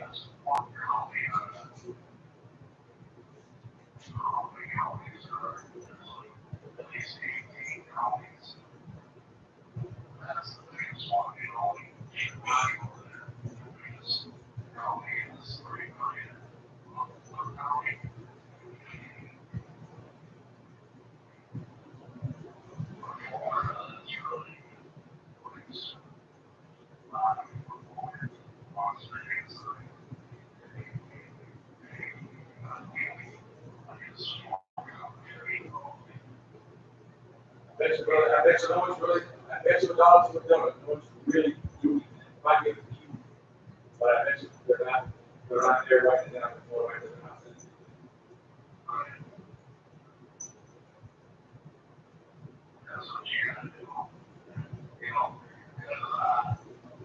Yeah, it's hard to be on it. It's not as hard as working a job. I mean, you're not into some people that, they're stressed out. All you really have to do is just make sure, you get contact with them and say, right, Yeah. maybe 25% of the overage or What? Man, you go 40. There's no limit to that. 60-40, that's why you do 60-40. in Texas. 60-40.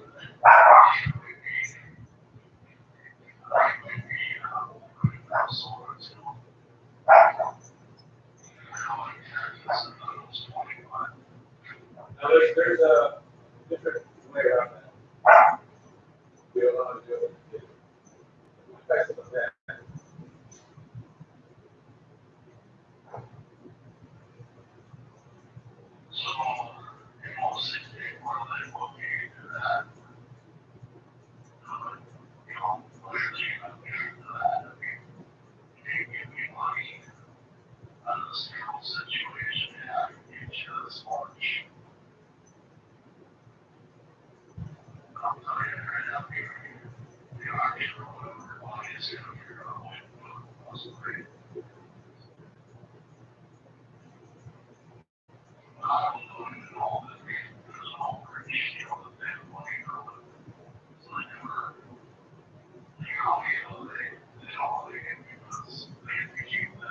There you go. There you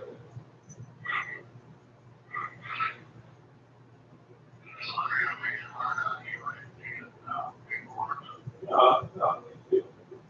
You have to pay for it. See, you don't do nothing. You gotta have to pay for it. I have to pay for it. That I have.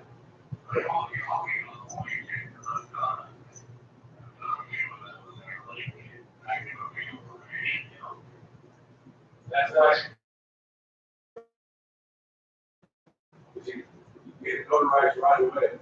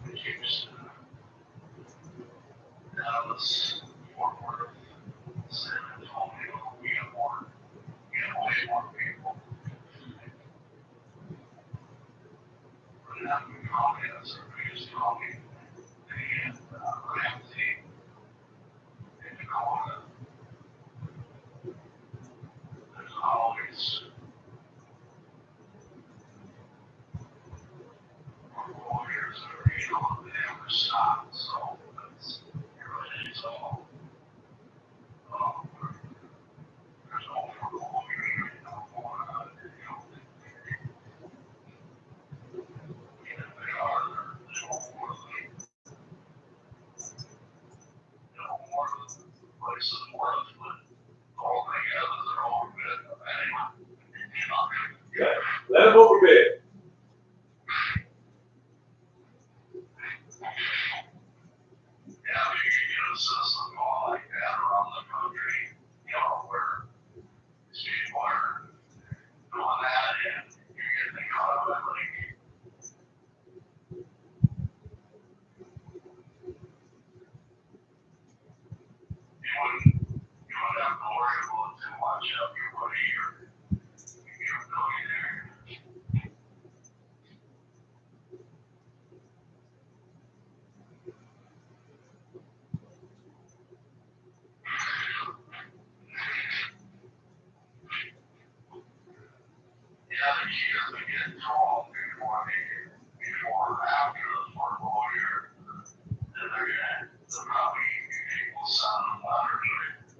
Yeah, but then they won't get it right. That's why you want to get them under contract, get it notarized, and then be done. That's why you get the list 30 days before. You can drive by a week before the sale and see who's moving and who's not.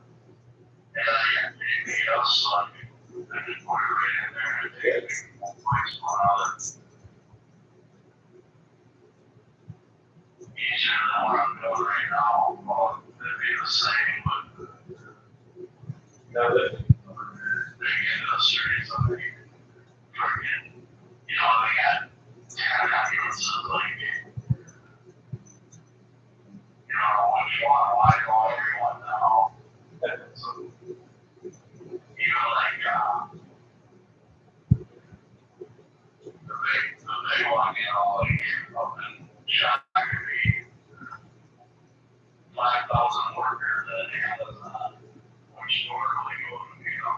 Anyone.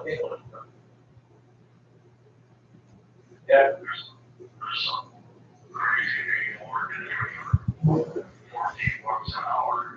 Really? They're paying that much? They're paying that much? Good for you. No.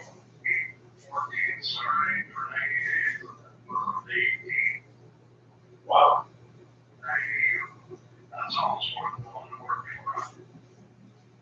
Almost, not quite, but okay.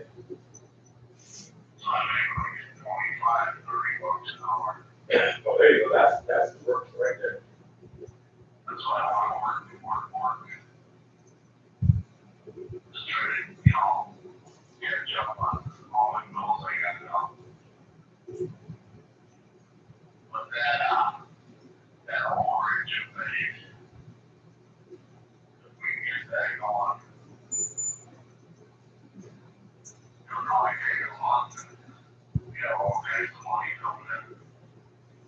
Now that one,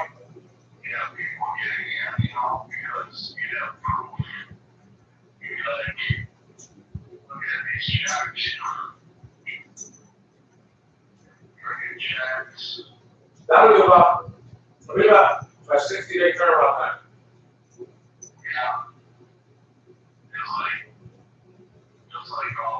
stuff that's not taking as long. I figured it'd take maybe days before we got the contract, you know.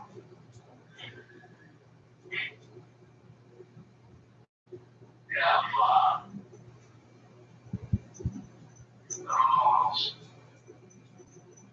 how soon, they might, mortgages from the paper, mortgages from the paper. The best way to do it is start with mortgages or try to find properties that are, yeah, just goes a little bit on. So they work on somebody that only owns 50,000 and it's sold for 180. That means it's 130,000 in overage, right? Is that right? Yeah. We'll say you just plan it as,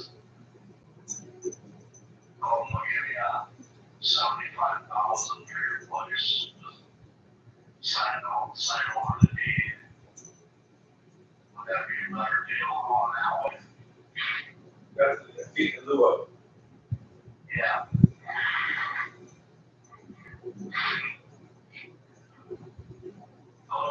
That's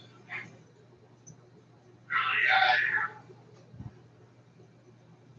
he just gets the deed.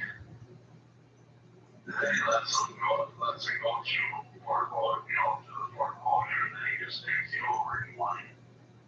He said it doesn't go against you. You never had a contract with the mortgage company. Well, how about this? You were not, and I might have to say it exactly like it is. That's kind of mean to a person starting going to hell.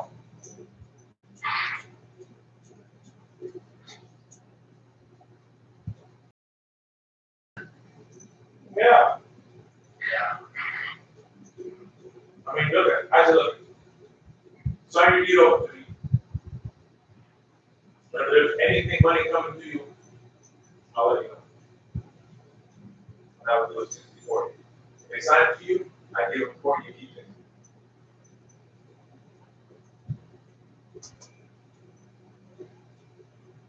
Would that be easier than doing the mortgage, like,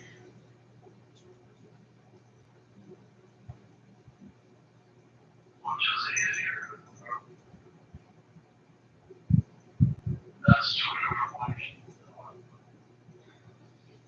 One, you name on there, you name on. I mean, they're all easy once you start working. It's just actually fucking the platform to get it and all of it.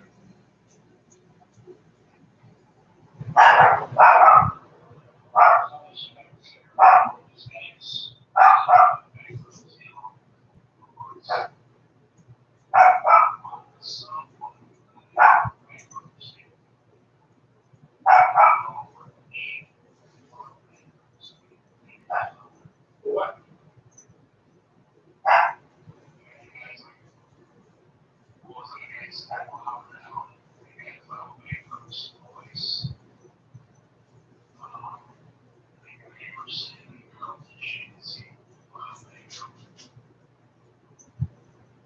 Oh, yeah. And because they know how to get it off the credit report. That's off. That's off. You get it off after 6 months.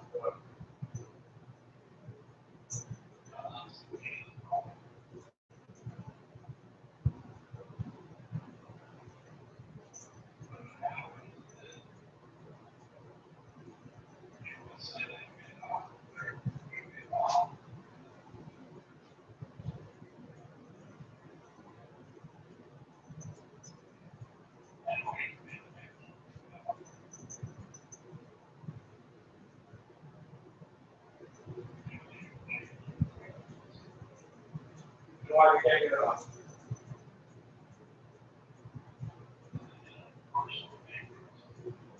Well, I'm not sure.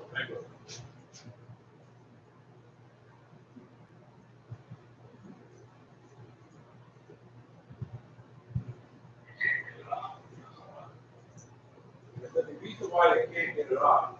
Because first of all, the courts are not allowed to report your credit report. Report your bankruptcy to the outside source. That's the one you gotta know. You gotta know what to do about it. Because guess who comes through there and swipes to the record? They have somebody that swoops through the record. So a third party reports it. And you can do that because it's public record. But hold on to this. Now, this is the third party, not reported from the original, that would be the original place, like court. You send a letter to the clerk of the court or the bankruptcy court area, say, hey, did you report my bankruptcy to the credit bureau? Or do you report about the, and they send back a letter, how I know so that they're not winning. They say no. You don't report the credit bureau. They tell you the rules of life. No, they're not breaking the law. It's public information, so you can take any public information and put it on anybody. So they take it and publish it. But since it wasn't done from the original source, you take the letter that you got from the court, send a copy to the credit bureau, that they didn't report it, they have to take it off.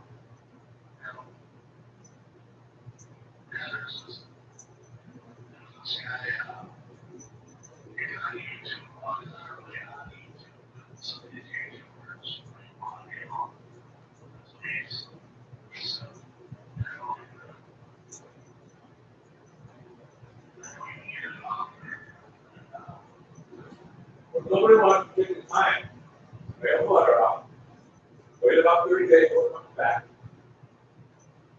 Send it to the bureau. It takes about 90 days. I can keep telling you, everything goes in 90 days cycles.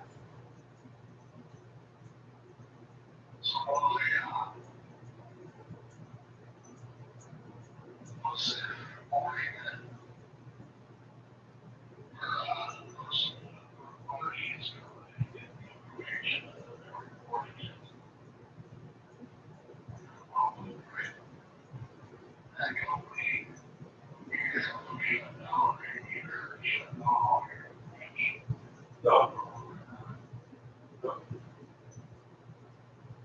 We talk about that next.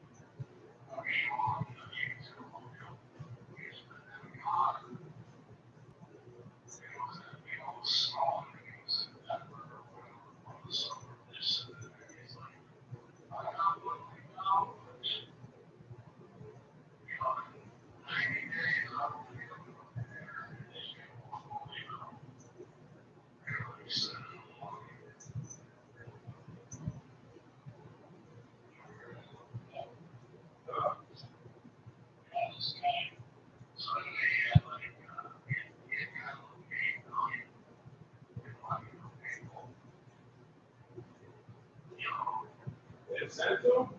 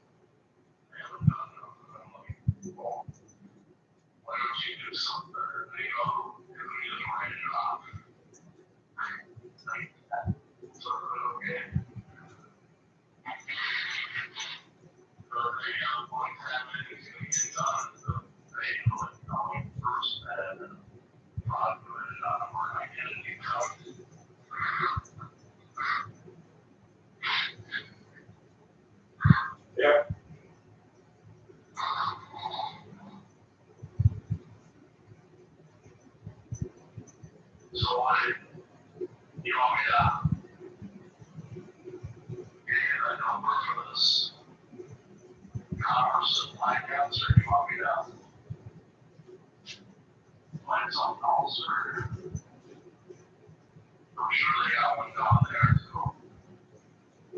It's just illegal. So commerce and finance, all the big cities have the newspaper.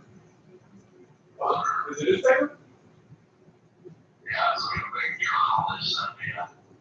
They send it all once a week. So like, yeah, subscribe to it. So oh, I don't know, for 50 bucks a year or something. How accurate is it? They got all the work orders in there. They got all the addresses, the names of the people, and name this work was on.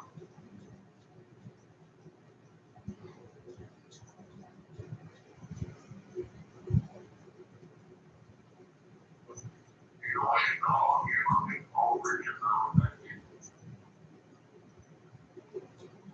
just doesn't have a phone number. They have some, they have phone numbers and what school is that. That would be a privacy issue, though.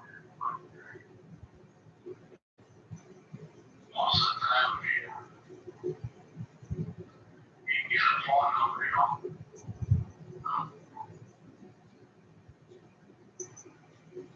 The county's not going to help you, you know, like, you call the county, you want to call the city, municipal building, they won't give you the number, you know, we can't give it out, stuff like that.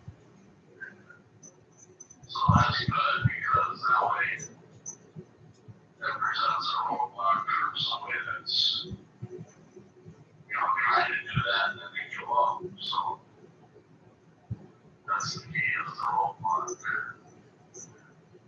They hit the roadblock, they're done, the next guy pushes right through the roadblock, and he's a millionaire, you know, that's the difference. So, yeah, I mean, You can access the pictures of. Use the phone number. And email. you know, that's what you gotta do. And we gotta just find the ones that really got some potential, you know, unless you think also got potential and program. Remember, each county has a list of the origins and the address that I asked for. You don't ask about it either. They have it. Yep. It's either be with the county or the county tax collector.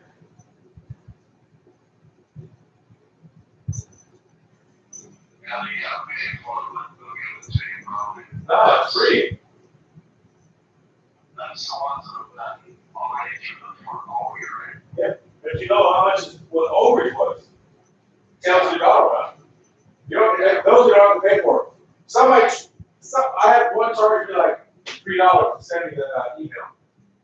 They sent an Excel spreadsheet. Some are real nice and some are like, oh, you're one of those guys stealing the people's money. That's what they said. Yeah, and I said, well, I'm sorry you feel that way, but the thing is, I'm getting their money because they don't know about it. The city hasn't taken it, and that's not fair, is it? No, it doesn't matter. I'll be honest, the county can do it. Most of us are easy, though, but if you get to the owner before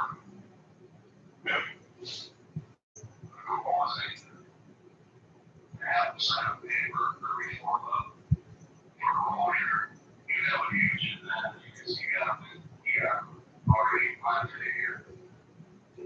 Yeah, that'd be correct, but here's what thing. You're not up against all those people that are getting in less than me. Well, the thing is that you're banking on there's gonna be an overage, and then you have these people that hope that there is an overage and there isn't. Then we can do tell them no. They're not gonna believe you. Right? Yeah, they could say, You're taking my money. there's no overage now, they're now. Yeah. That's why I would, That's why I would say if you talk to them, you have to say, look, I just stopped by because, you know, I know your house is going to go to sale. I'm not asking you to buy your house, first of all. But when I ask you, if there's any overages, would you mind if we get an agreement through a contract so I can get it, so we can collect it, so the money can be collected and sent to you? Because how it goes is that check that they cut is sent to you. And then you gotta have people that deal with the overages, you gotta have your scruples, because what happens, you get a $60,000 check and you're giving 60% of that away. You're giving $24,000 of that away. You have to let it sit in your checking account for 60 days before you even release it. So not only is it sitting there, but you have to be very well versed and trusted. Because some people, guess what? They break. They'll keep this and say, well, they're not going to listen anyways. They said you check because when they signed the agreement is between you and your business, not you personally. They send it to the business address, name, signed, because you have the power of attorney that's signed by them that authorizes you to go ahead and have you collect the check for them. So they send you the check to your address, wherever you have it. You deposit it, you have to wait for that whole check clears. It takes about 60 days before the city clears.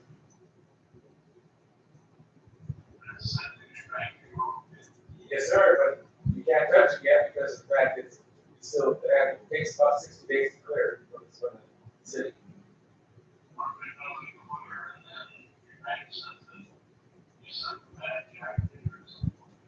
It comes from the city, so they know where to go with the back check.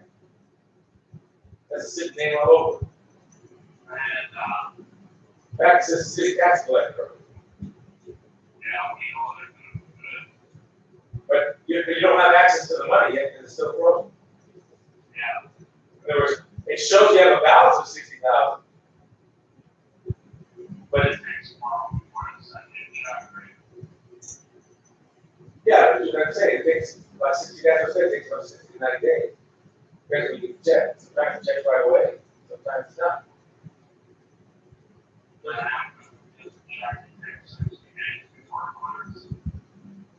No, I say when you get the check, it's usually total 60 days. And they take a little longer to be 90 days because in 30 days, then send it to you, then you have to deposit you have to wait about 60 days. That's why I say you have to have a decent pipeline. I do a ton of work and have to pay guys that help me and wait 90 days for the state. Good. 90 days for the government to pay me. And this is a whole big problem too. You now actually have to verify because you have to make a cashier's check out and send it to them. And you'll need their information, the Social Security information, because you want to submit from your business who you send that to. Because you just can't say I sent it to Mary Sue, because they're going to charge you for that $60,000 that you put in that account, your account for taxes. So a lot of guys don't have that understanding. They don't get it. The money's good, but it's not that good if you don't know what you're doing. Meaning that if you get, put it this way, let's see you have just 10, 60,000 checks. That's over $500,000. And you can say, I gave it to John, they gave it to Matthew, well, where's the proof?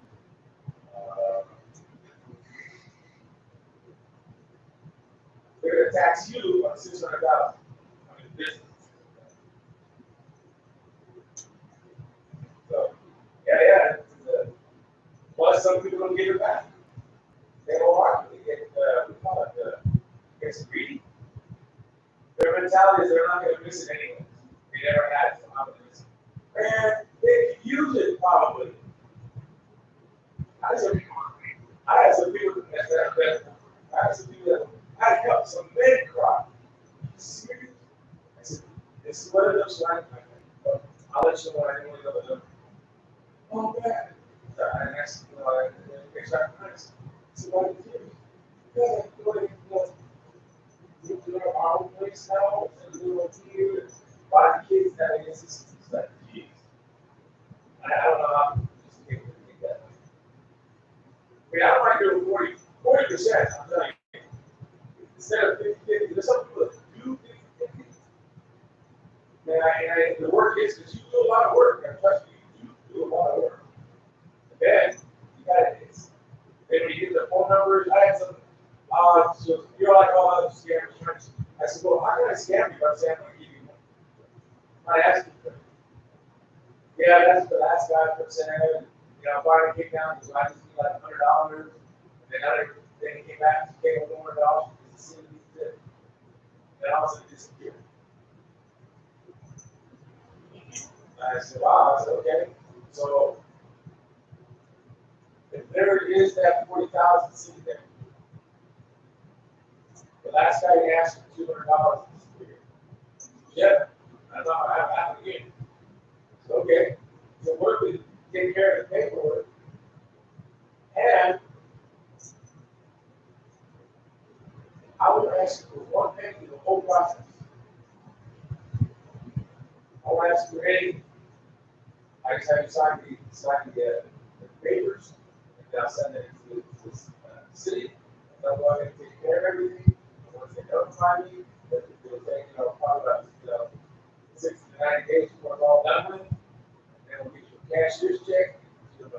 I'm going to ask for anything. Now, that's what he said. Okay, but if I ask for anything, I'm going to tell you, don't give it to me. I'm going to ask for it. Now, this is everything that's done like that. I'll send you a notary, papers, notarize the sheet, which show an ID, and then blah, blah, blah. She's going to send me the paperwork back. I'll file the paperwork for you. And then what I'll do is I'll mail you the cashier's check from them and send it to you. When I ask for anything. Even when I send you the cashier's check, I'm not going to ask you for anything on your cash. Not one red cent. Well, I don't know. I think about it. That's why I understand that, but you know what? Because it wasn't, you only have 5 years to collect it. So I said, man, we have like 10 days before I have to get it filed before it. I can file the day after. If you lose it, the city takes it. She called like 3 letters. Okay, it's in the paper outside. Well, I'm not going to pay what he did. I'm going to ask for it.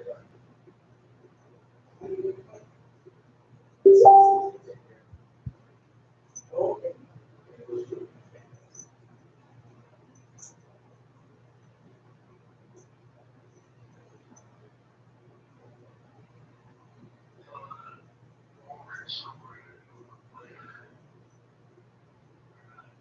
Say that. Say that again.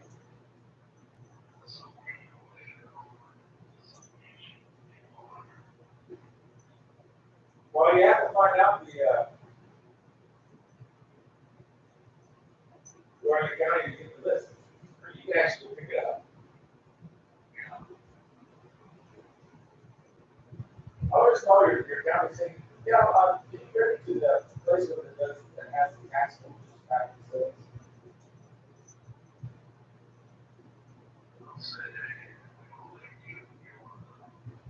Say, I know, but I still like it. Not good. Something real nice to you. Something real nice. Like, hey, okay, Susie Q over there. Hey, what are the hours that I come by? Let's see where, like 8 to 11. Oh, okay. Is there a charge for that? Sometimes it's no. If there is, you might pay $6. But if they email it to you, you don't pay for it. You pick it up, I think sometimes they charge you because they're there to put it out. It's only a couple bucks. But it gives you everything you need. But it's nice if you get it in email format. Because then I have all the letters. I have the letters to mail out.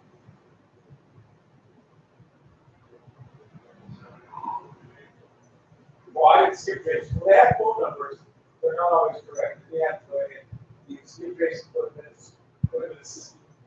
It's patient. Or you take that list and you send it to someone that does see patient, or you'll be charged like $110.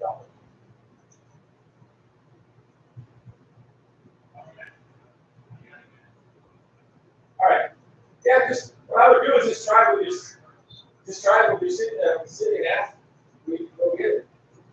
Give it up or email it to you. Or just go there and talk to them and say, well, this is all, it's going to cost you this much. Can you email it to you? Oh, yeah, we easier with that. Okay. That's what happened to me. I wanted to say that it's not like that. All right. All right, sir. I'll send it as soon as I get that picture. All right. Talk to you later, sir.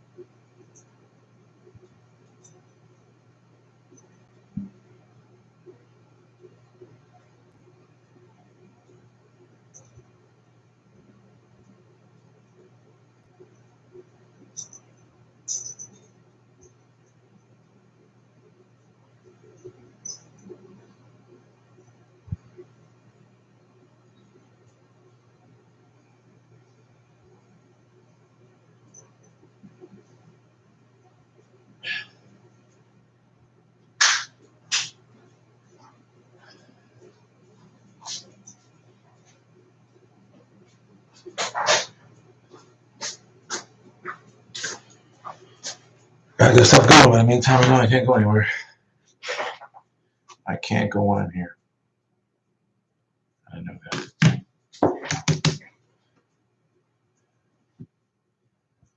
There it is. Oh, shoot, sorry. Okay, fine. What's this?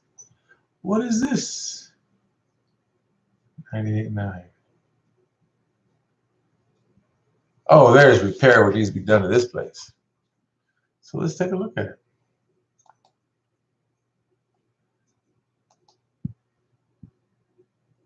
$12.99.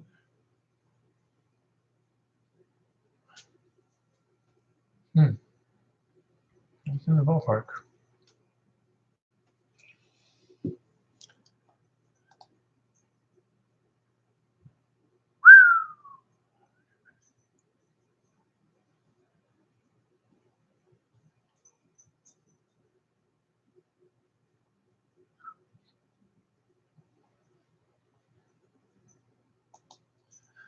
I should do the line. I don't know if it's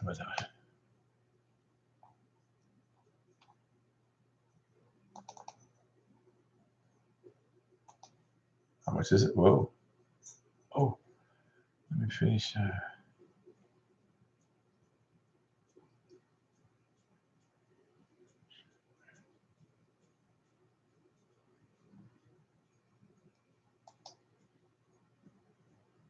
Pay for them. You should not be paying the 25 bucks. They should.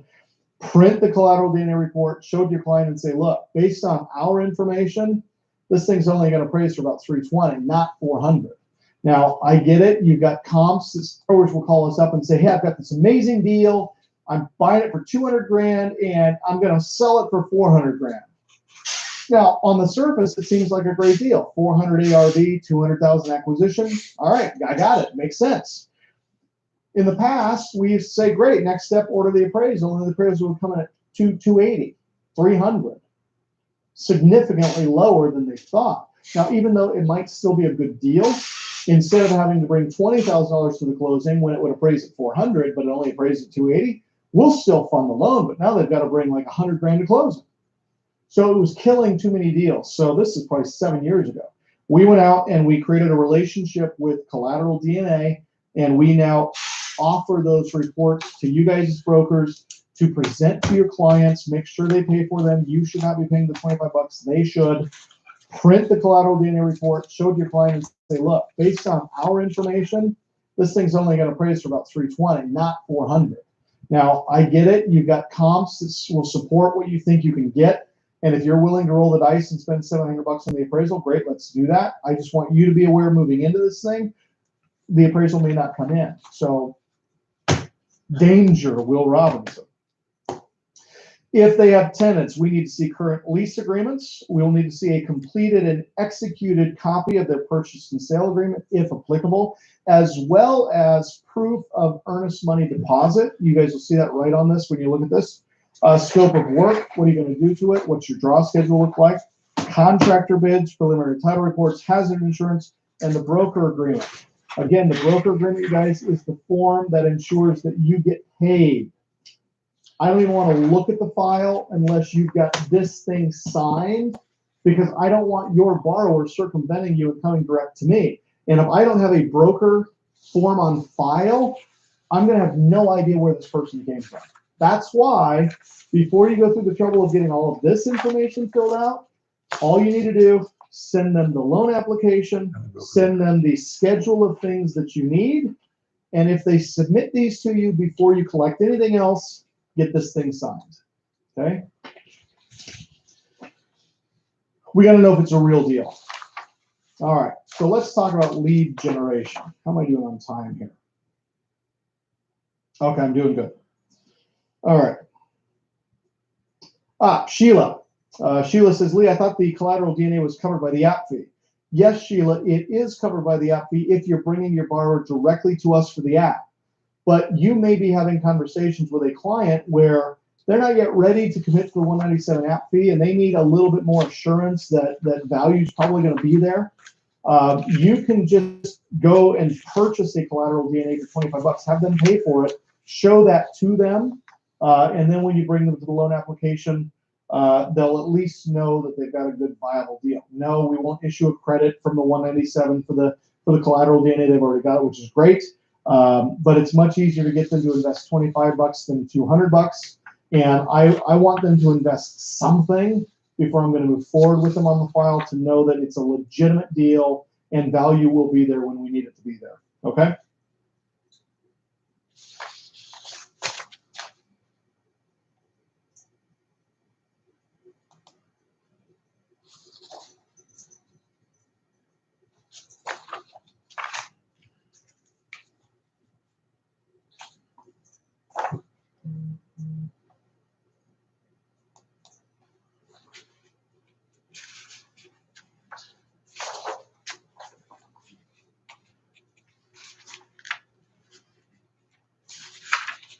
All right, so now that you guys have the basic structure, the basic inner workings of the parties, lender, borrower, broker, you, let's talk about generating leads, okay?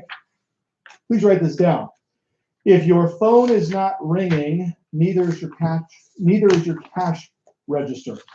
Now, if you guys haven't read it yet, you should. It's a book by Tom Hopkins, and the title is How to Master the Art of Selling Real Estate. Now, admittedly, it's written with a real estate agent audience in mind, but it's still a very good book about the do's and the don'ts. Anyway, Tom Hopkins puts on this big sales conference every year down in Tempe, or I believe it's in Scottsdale, Arizona. And I used to go every year religiously for like 7 years in a row. I would go and I'd bring staff with me, and he had a big test you'd have to take, and you become a certified salesperson. All great things. But as I looked at this sea of 1,500 people, all looking to become better salespeople, better communicators, not a single one of them knew how to generate a lead. And if you don't know how to create leads within your organization, if you don't know how to make your phone ring, you will always be beholden to the people that do. You don't need to know how to sell. You don't need a script. You don't need to know how to close. You don't need to know how to get things filled out if you don't have any leads. So the true genius as an entrepreneur, as a self-employed.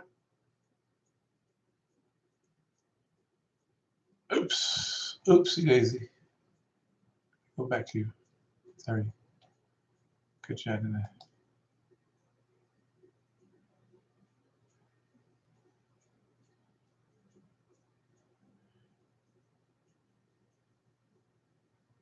All right, so now that you guys have the basic structure, the basic inner workings of the parties, lender, borrower, broker, you, let's talk about generating leads, okay?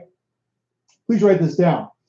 If your phone is not ringing, neither is your cash register. Now, if you guys haven't read it yet, you should. It's a book by Tom Hopkins, and the title is How to Master the Art of Selling Real Estate. Now, admittedly, it's written with a real estate agent audience in mind, but it's still a very good book about the do's and the don'ts. Anyway, Tom Hopkins puts on this big sales conference every year down in Tempe, or I believe it's in Scottsdale, Arizona. And I used to go every year religiously for like 7 years in a row. I would go and I'd bring staff with me, and he had a big test you'd have to take, and you become a certified salesperson. All great things. But as I looked at this sea of 1,500 people, all looking to become better salespeople, better communicators, not a single one of them knew how to generate a lead.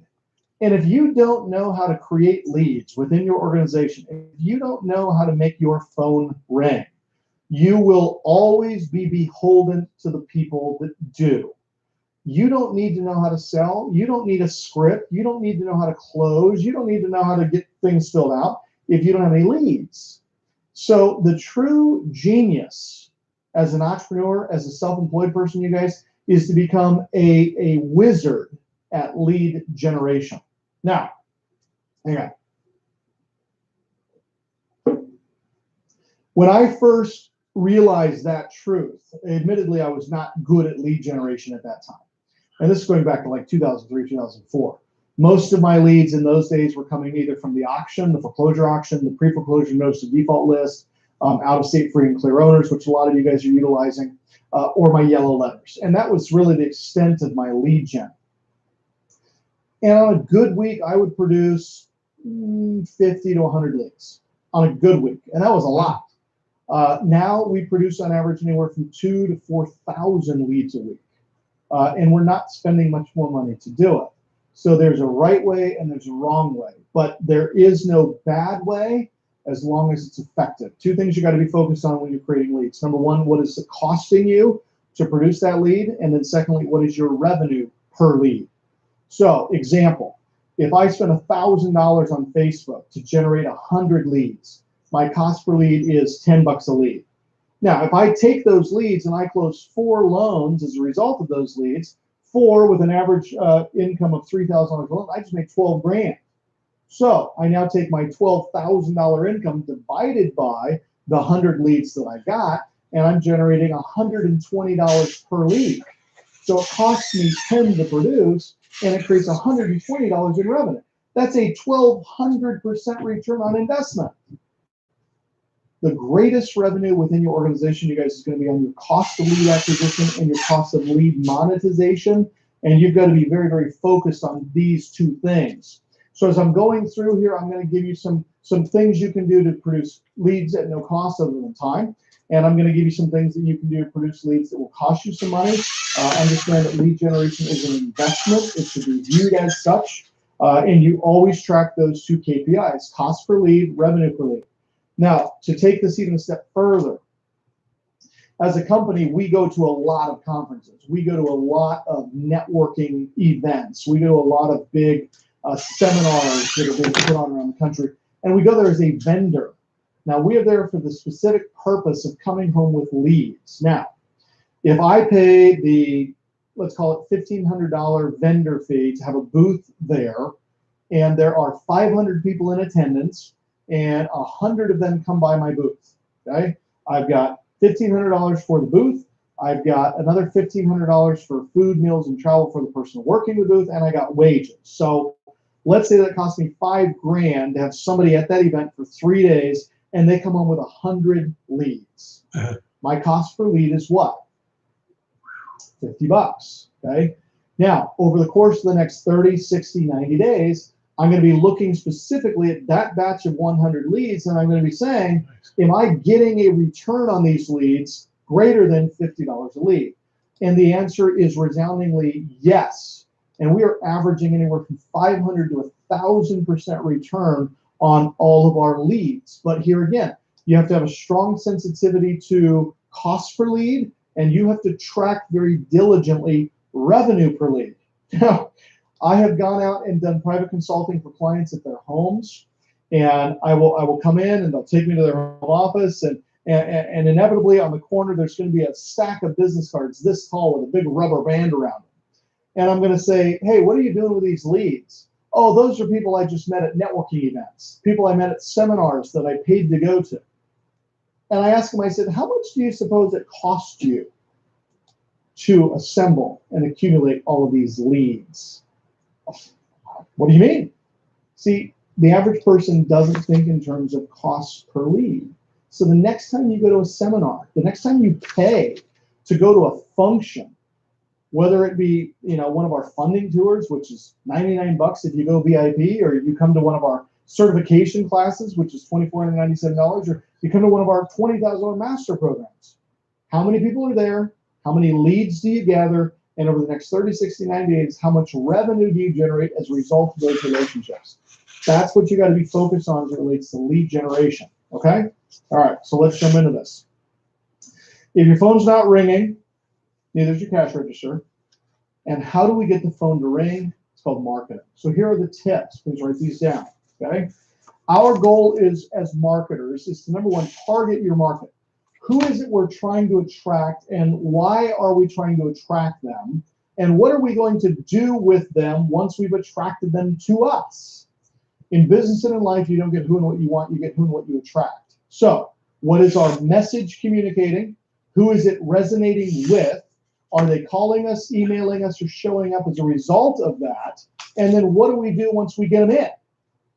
Obviously, we're talking about brokering loans, so it makes sense. We're attracting borrowers that need funding. We want them to come to us and borrow money. We want them to give us their name, email, and phone number.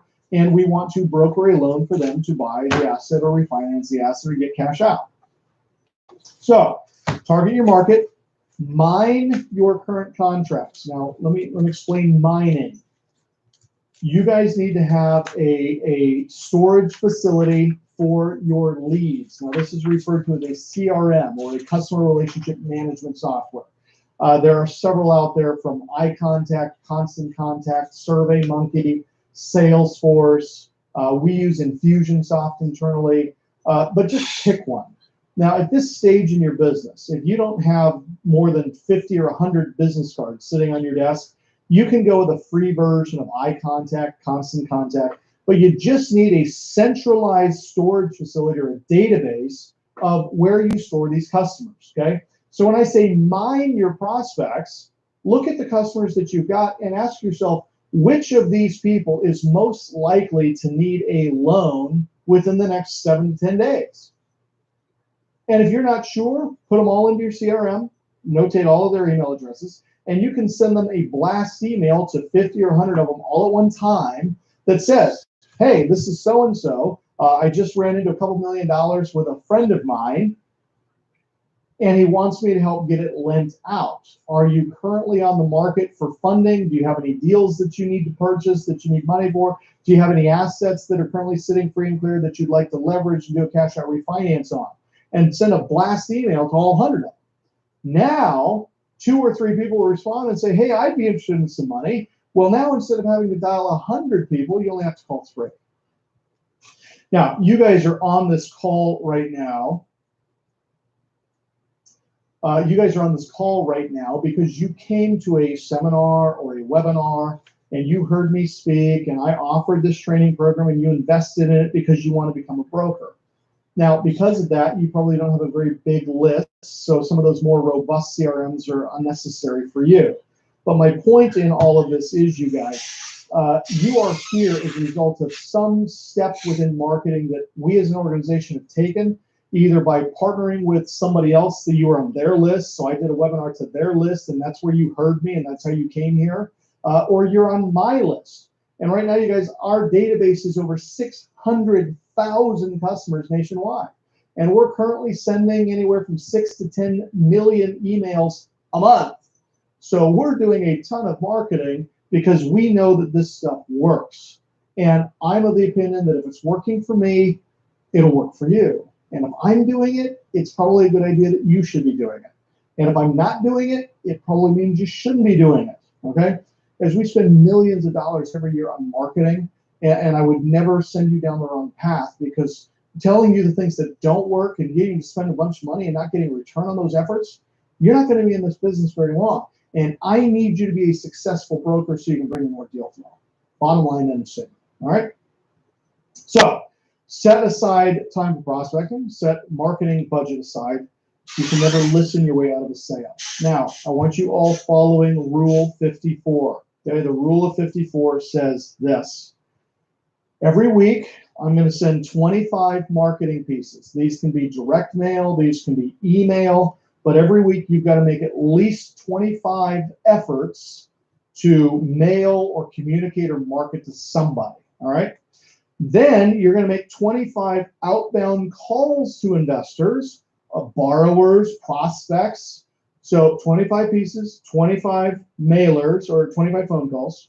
You're going to attend 2 networking events or seminars. Now, the next time you're watching late night TV or you're getting a mail piece from some guru that's coming in from somewhere in the country and they're going to teach you how to get rich in real estate, you should go, because everybody in that room is now a prospective client. Now, if you have a hard time going into a seminar without spending thousands of dollars, leave your credit card in the car, unless it's one of my events, bring your credit card. But if you have a hard time leaving your credit card in your wallet, leave it in the car, okay? We are there specific. Time you're watching late night TV, I need you to be an organization have taken, either by part to leverage and do a cash out refund, pick one. Now, it's trying to attract and become one of our $20,000 master programs. Pick one. Now, at this, put them all into your CRM, notate all of their email addresses, and you can send them a blast email to 50 or 100 of them all at one time that says, hey, you guys are on this call right now because you came to us, and mailers or 25 phone calls.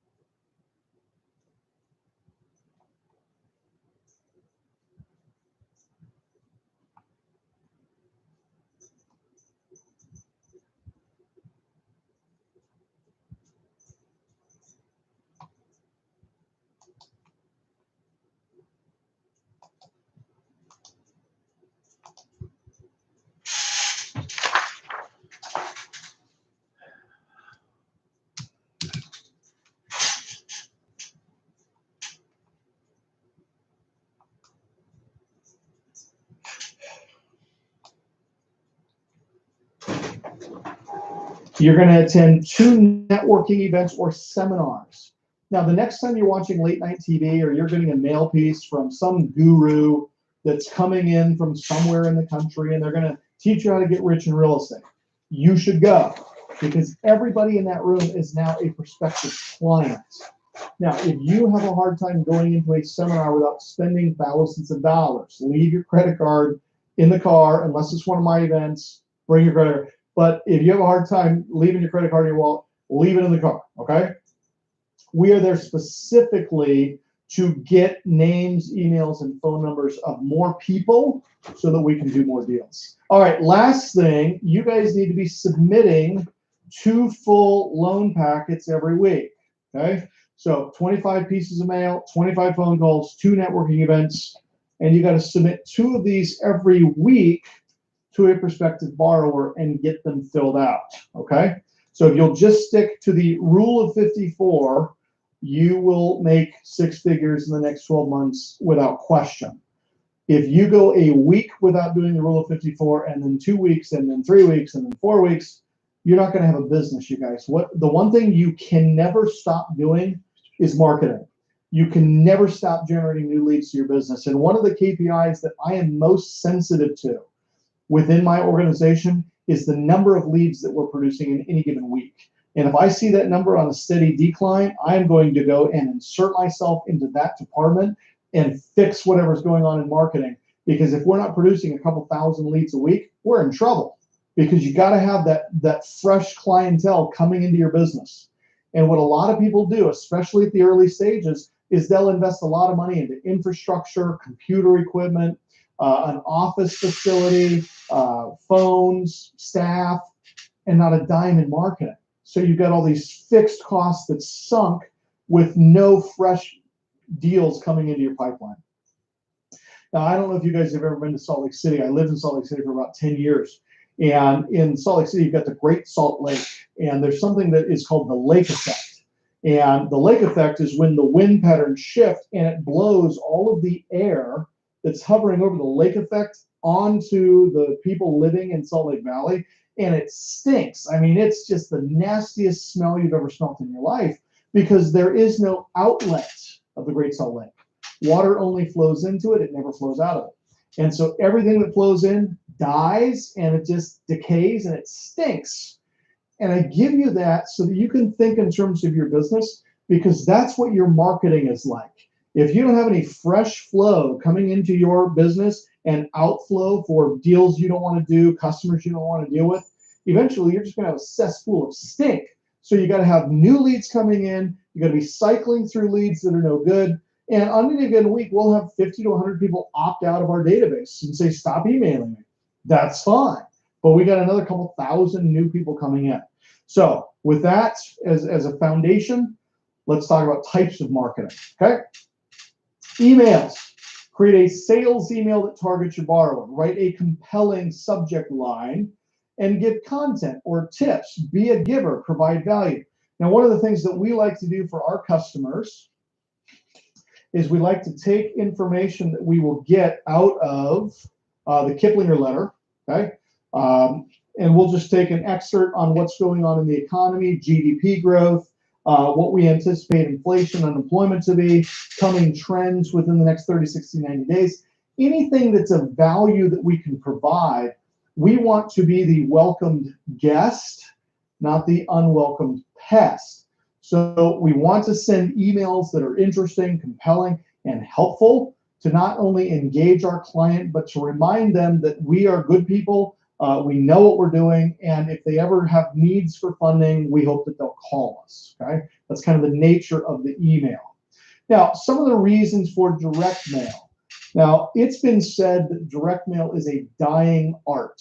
It's been said that direct mail is no longer effective. It's been said that in the wake of email, direct mail, which is snail mail, U.S. Post Office, it's no longer effective. And I'm here to tell you that all of those statements are false. They are untruths. We continue to see our highest ROI on investment for lead generation from direct mail. Head and shoulders, hands down, the highest return on investment is direct mail. So who do you mail to? One of the easiest lists you can mail to is people that are currently within a market that you want to serve. They're currently holding rental properties in an LLC. So you can do a search for local LLCs that hold property. You can do a search of properties that are non-owner occupied that are free and clear. That's a cash out refinance opportunity. And you can purchase these leads directly from ListSource. ListSource is a great place to go to get these types of leads at broker certification, master broker certification. We actually dissect that for you and break it down so you can see exactly what to buy, where to buy, and which lists you should be mailing to. So when I say direct mail, understand something, that it's not just about, just sending random letters to any Tom, Dick, and Harry. It's about purchasing targeted lists of people who would be most receptive to the message. Now in marketing, we call this message to market match. So you shouldn't be emailing, you shouldn't be doing direct mail to an owner occupant that doesn't have investment property with a message that says, hey, you currently work a 40-hour-a-week job and get paid every other Friday and live in a median house. You should start investing in real estate. While that could potentially be an income opportunity, it's going to take you 6, 12, 18, 24 months to incubate that customer to get them to the point where they're ready to do business with you. So I don't want to incubate leads. I want to go specifically after people that need what I've got right now. And that's why we go after targeted lists, and ListSource is by far one of the best places to go to get those lists, okay? So direct mail, reasons to do it. Number one, you can target your audience. You can choose who you're mailing to. You can personalize it because you know their name and you know exactly when they're going to see it. It's tangible. You can feel it. You can touch it, The Kiplinger letter, this is like a $100 million a year business and they're still doing mail. Now, while they email this to me as well, I'm old school, man. I still like paper. So if you're going to send me a newsletter or something, if you don't send it to me like this, I'm not reading it. And I'm not that old, okay? It's visible. It's long lasting. Direct mail is very hard to delete. If you're email marketing, I don't know you, delete. I get something like this. Hey, that looks interesting. I'm going to set this aside and I'll read it later. I have gotten phone calls 18 months after I sent a mail piece because they took it, they set it over here, and as they were cleaning out their office or doing spring cleaning, they saw it and went, oh, I do want to borrow money on my house. Because of that, it's cost effective. You can provide exclusive offers. It builds your brand. It creates traffic to other media. It generates a direct response. The return on investment, or ROI, is phenomenal, and it is proven. Now, 8 things your direct mail needs to be. Please write these down.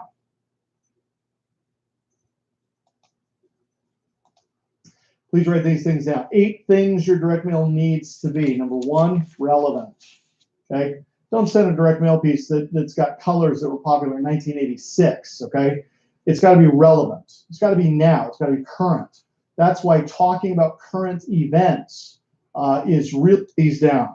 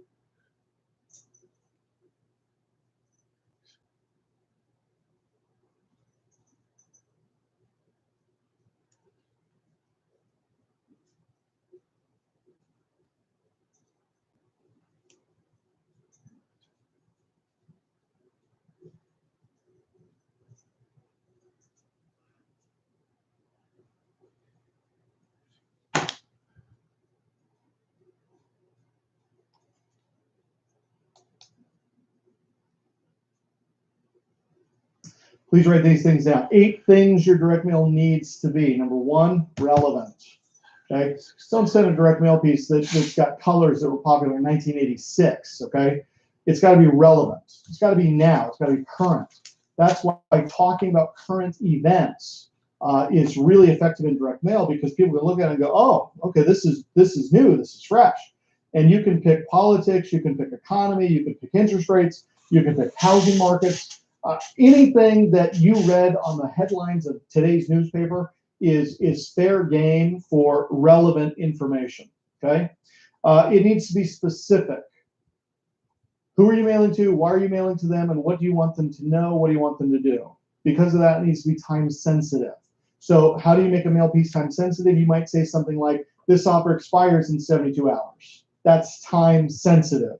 Okay, it needs to be easy. Please write this down. A confused mind won't buy. A confused mind won't buy. So you don't give them a mail piece and give them all of the different loan products that you have available. Okay, you simply give them one mail piece that says, hey, you've got a house over here that you've been renting for 10 years. Would you like to get a loan against it for $100,000 cash out at low rates? One house, one product, cash out refinance. When they call and engage you in conversation, you can talk about 29,000 loan programs, but in your marketing, it has to be one. A confused mind won't buy. So be very specific, relevant, time sensitive, and easy in this market. It has to be exclusive. Exclusive means you are one of only 25 people that is getting this letter. And that's true if you're following the rule of 54, okay, 25 mail pieces a week. You are one of only 25 people this week that's going to get this letter. People like exclusivity. This is why they will pay more for first class. They will pay more to sit in luxury. They'll pay more to go to higher end hotels. People like exclusivity. They like to belong to somebody, smaller groups of people that are like them. They like to have affinity groups, people that they know and engage and interact with well. When you just send out this blast email that says, hey, all you got to do is show up and you matter, nobody's going to show up, because they want to know that there's exclusivity, that they are special, that them showing up is really going to make a difference in someone's life, hopefully theirs. So exclusivity is key. It's got to be obvious, okay? This is a terrible, terrible direct mail piece. Look at this. I mean, who's going to sit down and read this thing? Look at how thin that is, okay? A direct mail piece should have very little words on it, be very specific, obvious. Hi, I'm a private money lender. I'd like to lend you money on your house. I'll give you 100 grand cash out, call me. And then it needs a guarantee, okay? So guarantee would go something like this. I guarantee I can get your property financed for a cash out within 30 days or less, or I will give you a $50 bill. That's a guarantee, okay? When people see that, they go, oh, wow, this person's serious. Now, I don't know if you guys have seen this. This is one that I've been seeing a lot lately. I recently got one from Ford. I recently got one from the Disney cruise. And I just got another one yesterday from, I think, the Republican National Convention. And they included a dollar bill in the mailing. And they said, hey, in advance of you taking the time to fill this thing out, we wanted to send you a brand new crisp $1 bill. I have filled out all three of those things, you guys, which to this day blows my mind. In fact, I'm so baffled by it. We are in the process of testing a marketing piece where we're going to send out a $1 bill. I mean, think about it. If it's 25 pieces of mail, it's $25. And if it adds $1 to my customer acquisition cost, so instead of spending $10 to get a client, I'm going to spend $11, and I'm still getting a 1,200% rate of return, and I'm getting $120 and $130 in monetization. What's a buck? But it's very effective. So try it, I guarantee. Now, as we go into online, we talk about Craigslist, okay? Now, in just a moment, we're going to post a sample ad in Craigslist, but you can also go to investor bulletin boards, see what others are posting, and repurposing what you like or that resonates with you, okay? Now, here at the bottom of your screen is your Craigslist ad, okay? So all we're going to do is we're going to come in here. We're going to grab the ad. We're going to copy the ad. Copy. Oops. Okay. And then we're going to go over here to Craigslist. If you haven't been to Craigslist for a while, Craigslist is a great tool. So we go in here to Craigslist, and we're going to go into create a posting. Okay, and we're going to go into service offered right here. Okay, service offered. And it is a financial service.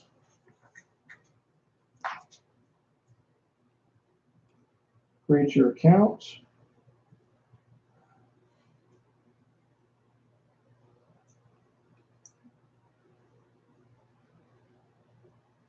Okay, so that's coming over. Now, while I'm waiting for that, I'm going to go back to Craigslist and slow this down a little bit for you guys.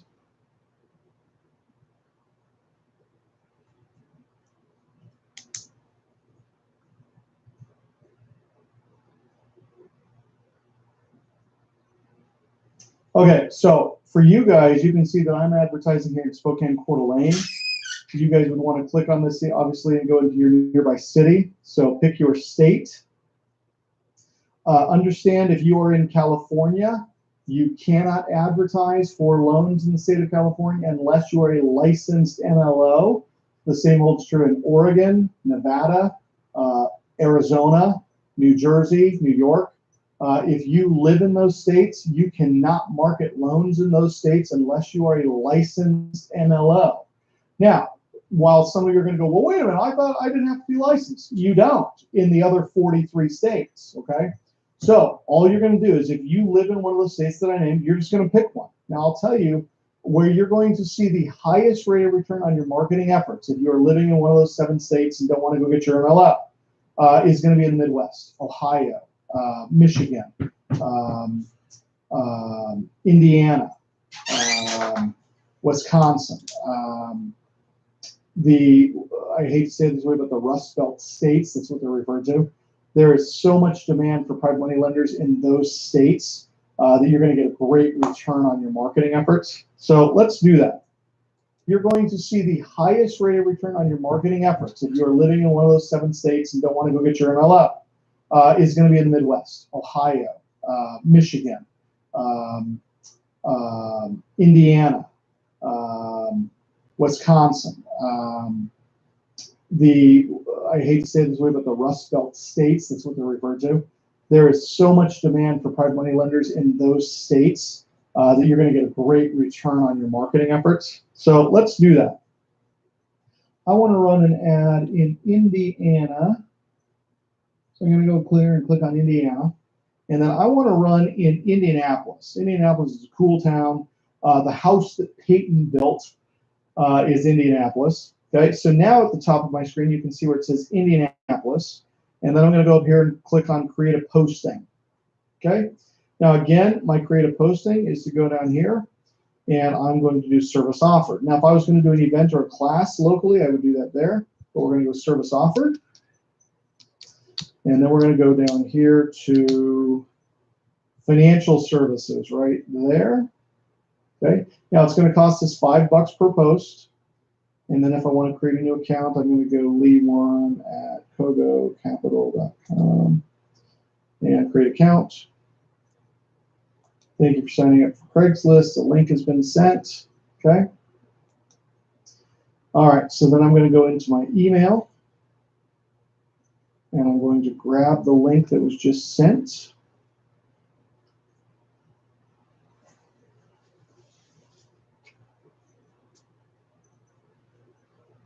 Come on.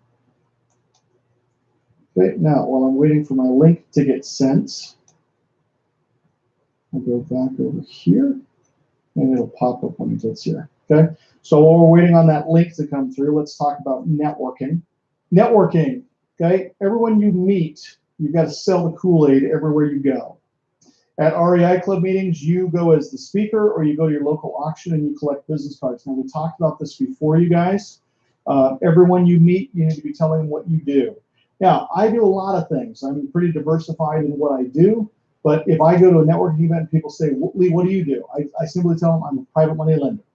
That statement is going to attract more interest and get more questions than anything else you could tell them. So if you say, well, I'm a real estate investor, or I'm a this, or I'm a that.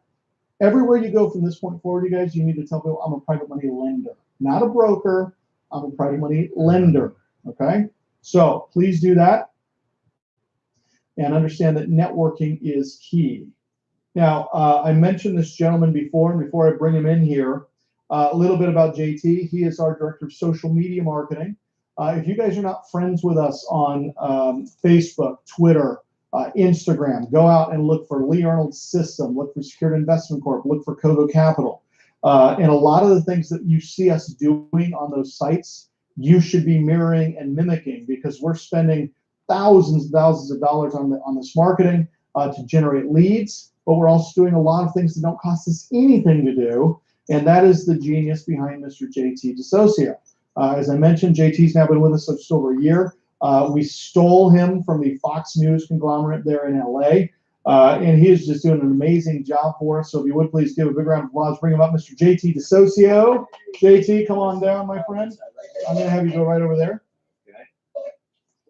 Hello, everybody. They all say hello, JT. Go ahead and have a seat if you want. Absolutely. There. All right. We're in. Okay. Now, JT, if you would please, let me grab this and get this out of your way.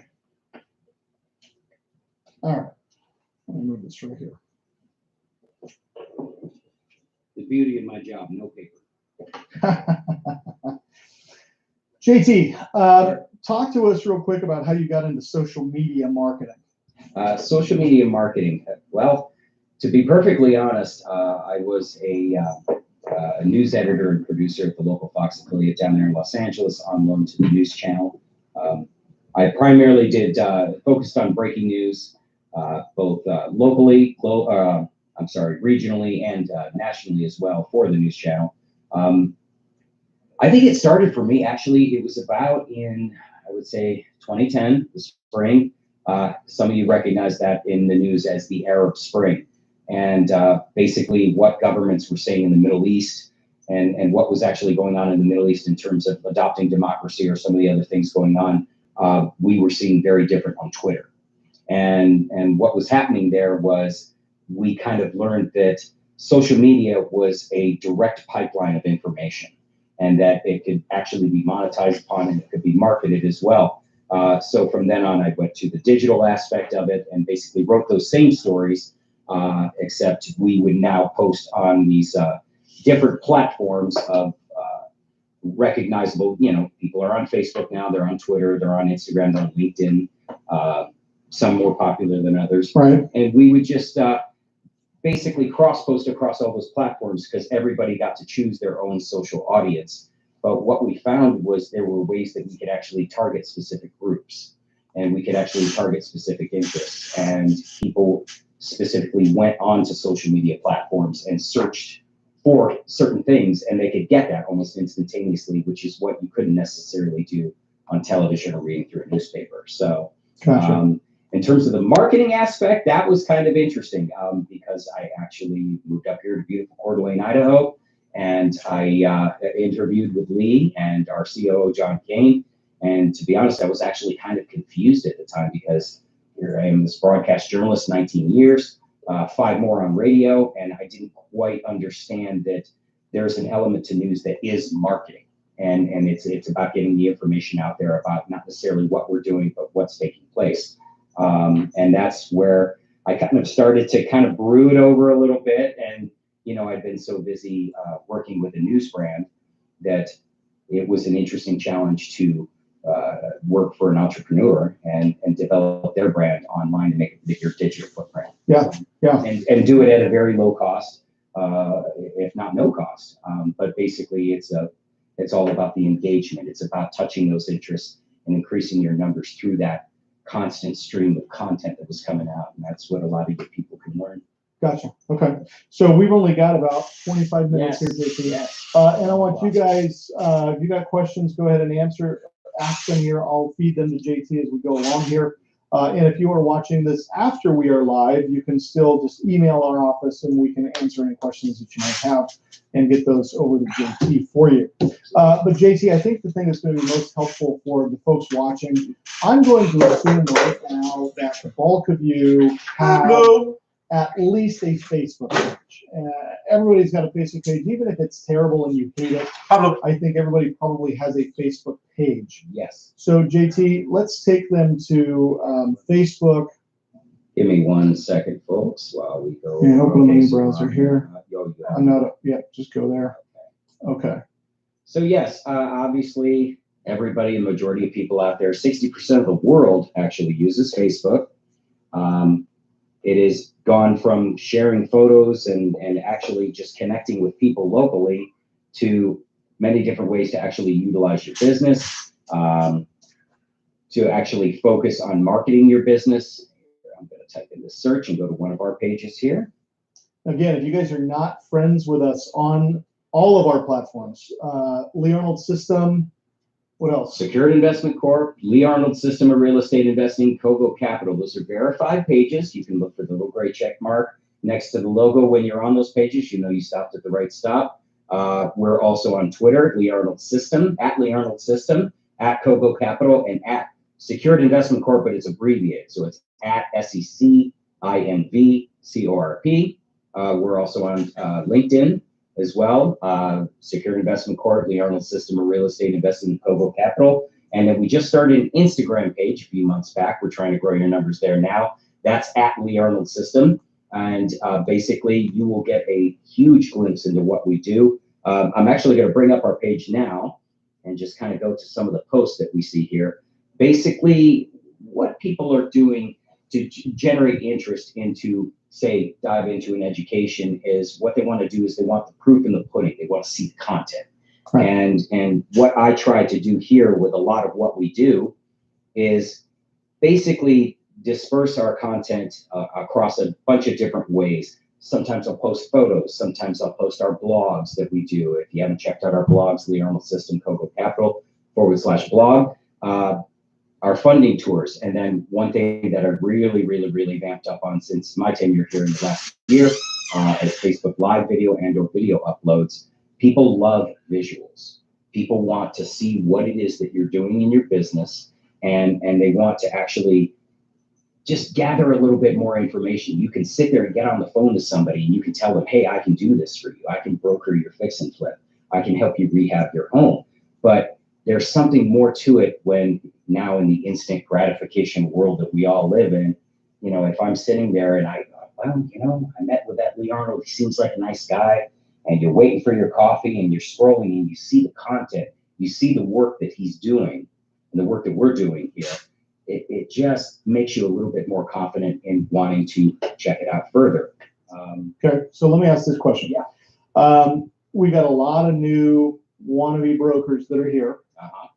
They don't have any video. They don't have any testimonials. They don't have any experience. Right. They don't have anybody that's going to say nice things about them, right, because these are all things that have to be intentionally built, you guys. So I'm the greenest guy on the planet when it comes to Facebook and anything to do with social media.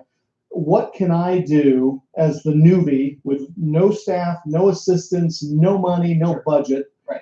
How can I use Facebook to create leads, create engagement, and possibly get something that'll make me some money? The first thing that you want to do is obviously create your page. Now, a lot of you already have personal pages on Facebook. I have one as well. But what you want to do is you want to create a business page. And that's very simple to do. You go to business.facebook.com and they'll guide you through it. It will have you select everything, adding everything from your hours of operation, phone numbers, websites, emails. You have to come up with a nice logo, maybe some cover art. And they don't have any testimonials. They don't have any experience. Right. They don't have anybody that's going to say nice things about them, right, because these are all things that have to be intentionally built, you guys. So I'm the greenest guy on the planet when it comes to Facebook and anything to do with social media. What can I do as the newbie with no staff, no assistants, no money, no budget? Right. How can I use Facebook to create leads, create engagement, and possibly get something that'll make me some money? The The first thing that you want to do is obviously create your page. Now, a lot of you already have personal pages on Facebook. I have one as well. But what you want to do is you want to create a business page. And that's very, very simple to do. You go to business.facebook.com and they'll guide you through it. It will have With no staff, no. But what you want to do is you want to create a business page. And that's very, very simple to do. You go to business.facebook.com. Because create leads, create engagement. What you want to do is obviously create your page. Now, a lot of you already have personal pages on Facebook. I have one as well. But what you want to do is you want to create a business page. And that's very, very simple to do. You go to business.facebook.com.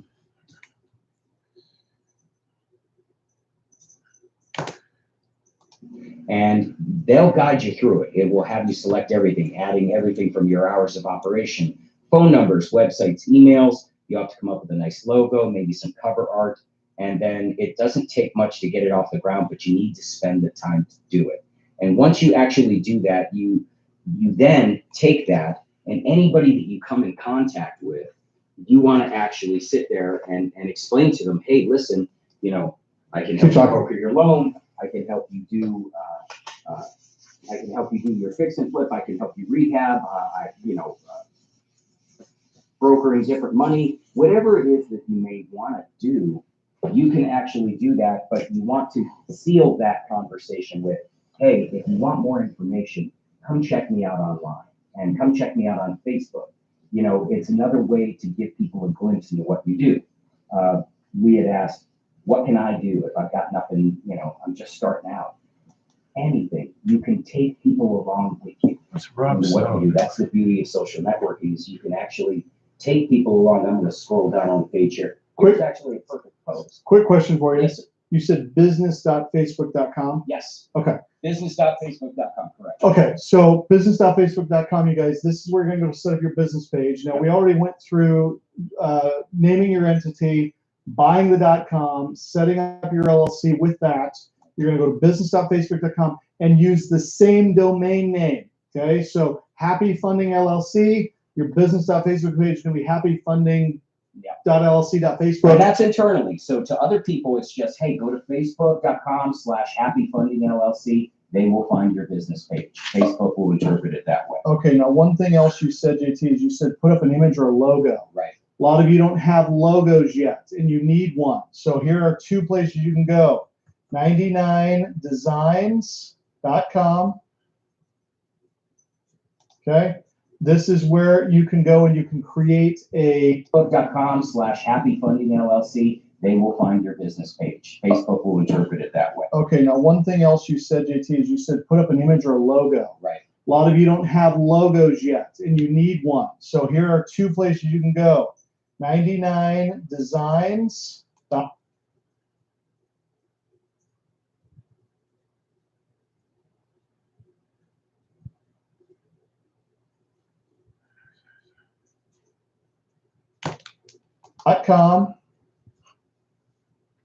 Okay, this is where you can go and you can create a campaign or a contest, and this will be seen by artists around the world. You simply put in happyfunding.com LLC, tell them kind of the colors you want to use, what you'd like to look like, the emotion that you want your logo to evoke, and then all of these designers will come in and present you with different options, and you can just pick one of those. And you're only going to spend $99 to get this design, and you will own the digital copyrights to the design. Or you can go to another site called Hatchwise. It's www.hatchwise.com. It's the same thing that you'll get on 99 Designs. It's just a competing brand, but they both accomplish the same thing. So business.facebook.com, upload your image, and that's where you're going to get an image. Back to you, JT. It's very necessary. He's exactly right. It's very necessary to have one. Something we learned in the news is that in the 50s, the entire nation of Japan would come up with logos and caricatures and stuff like that. And the reason that is being, anybody who's ever been to Japan or gone to Tokyo, you walk around and there's like a little man warning you not to fall in the manhole. There's somebody, telling you where the bathrooms are. There's, all these things around. And the reason that works so much, aside from the fact that they come up with cute caricatures, is the fact that people remember them. So when it comes down to logos, is people will remember a logo. Lee's got a pretty neat little signature there, and that's what he uses as his logo for that. Coco Capital has the kind of spinning flags for Coco, which generally comes together. Coco means come together. It's the whole reason, and having that logo that sticks out in people's minds is what's going to attract people, and it's also going to let people know, hey, I'm in the right place, and that's what you really, really want them to do. Okay. So they've created their business.facebook.com account. They've uploaded their image. What do they do next? Okay, so once you have everything populated, and I would recommend that to start.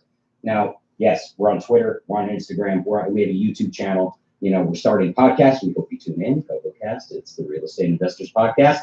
But to start, yes, Facebook rules the roost. Everybody knows this. You think of how many advertisements or even surveys or something like that you're seeing on Facebook.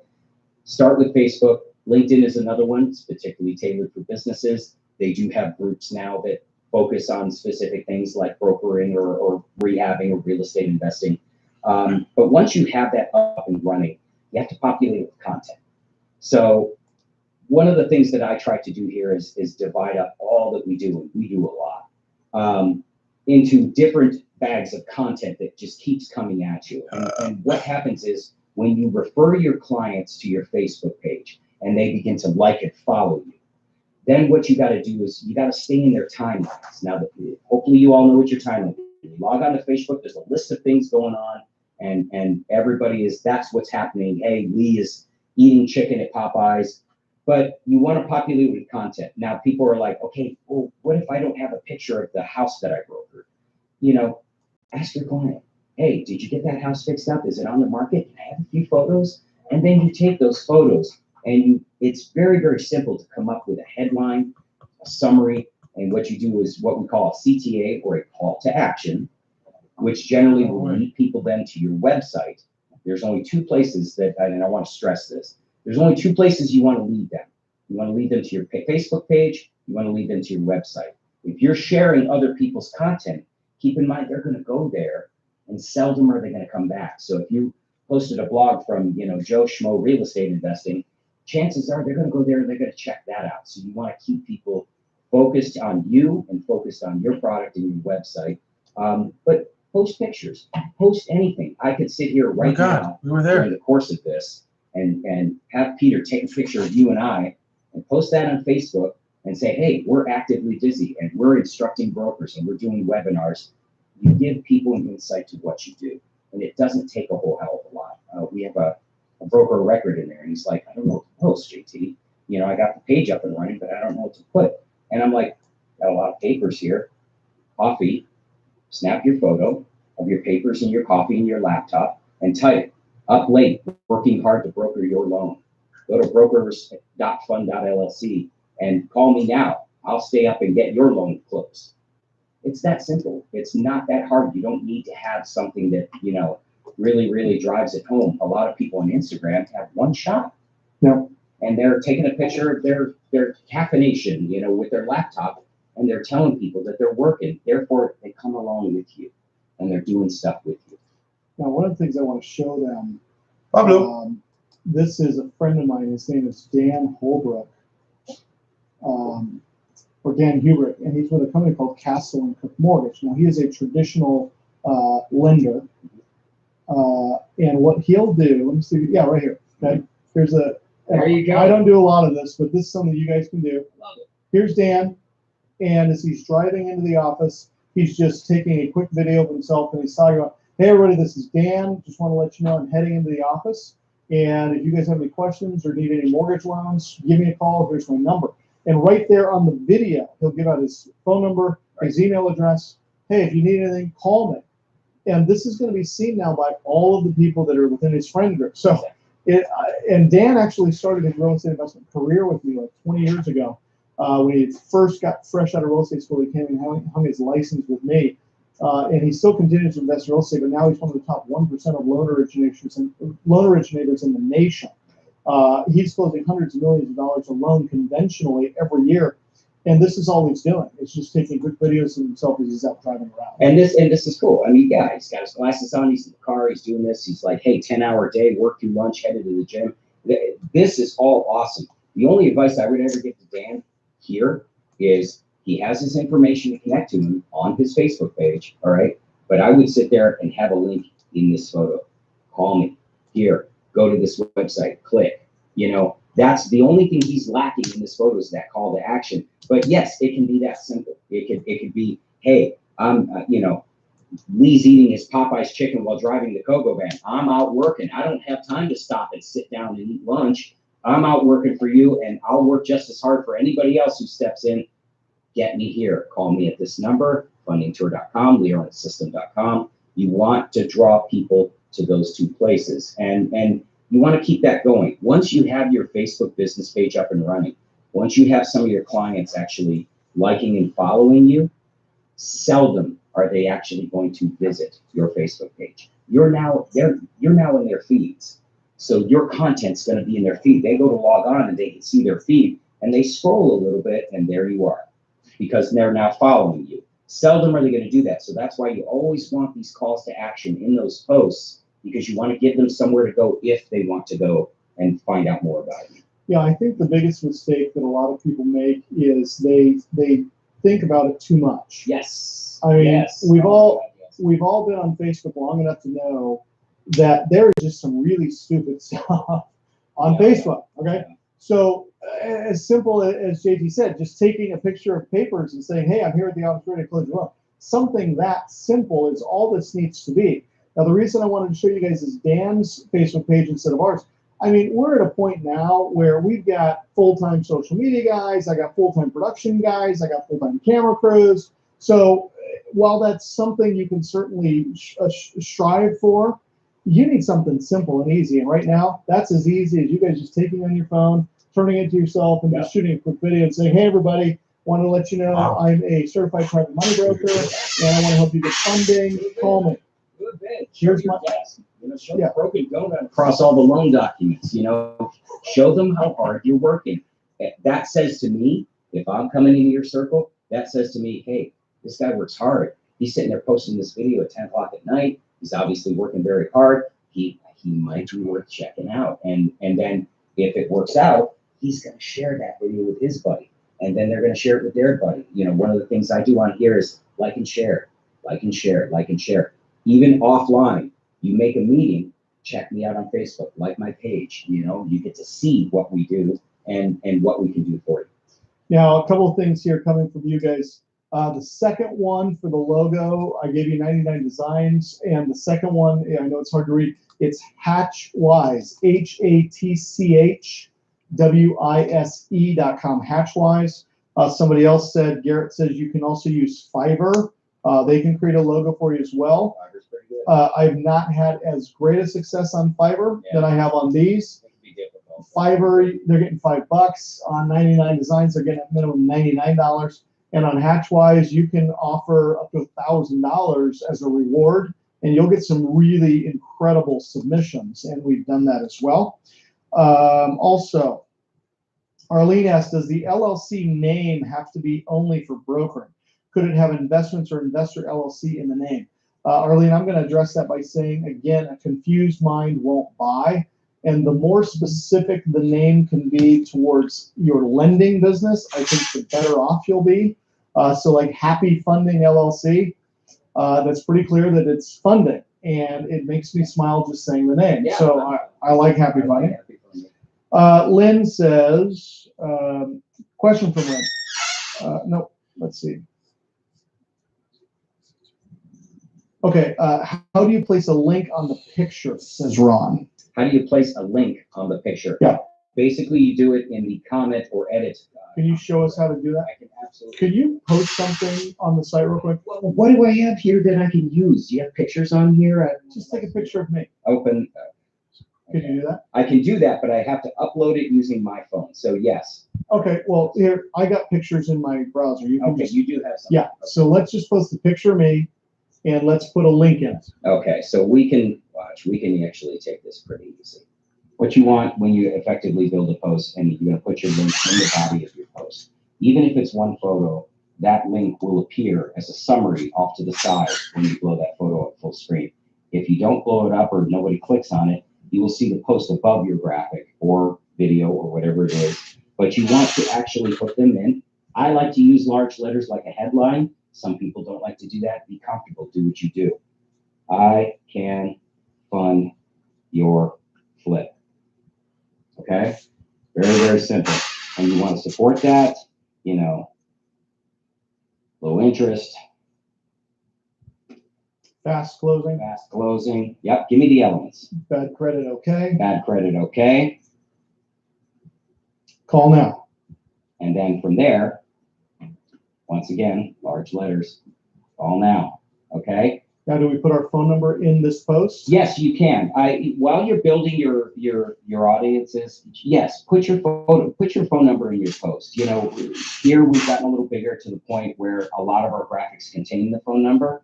That kind of helps as well. Also, the phone number's in his poster too. So I'm going to try this one more time here and see why this is not loading up. It could be a very large file. Let's try it. Call now, and let's go. Whoops. 341. 800. Oh, 800. 900. Yeah, don't call the 900. Don't call the 900 number. We are products of the 800. Pardon us. 800 341 341. 341. Oh, 341. Now, I love that JT is struggling with this so that you guys can understand. Yeah. Just get it done. Yes. You don't have to be an Get expert. it done, but you want to proof everything. You want to make sure you're linking to the right number. And then the most important part about this thing is, if you can see the screen, I'm going to hit the enter button and I'm going to go, or check us out. Large letters, colon. Okay, now you're pushing to your website here in the post, right? Okay. Okay. Now you're going to, Hello. Maybe we turn on the stove where I cook the chicken, because I need to clean it off. Then the big container? Yeah, okay. All right.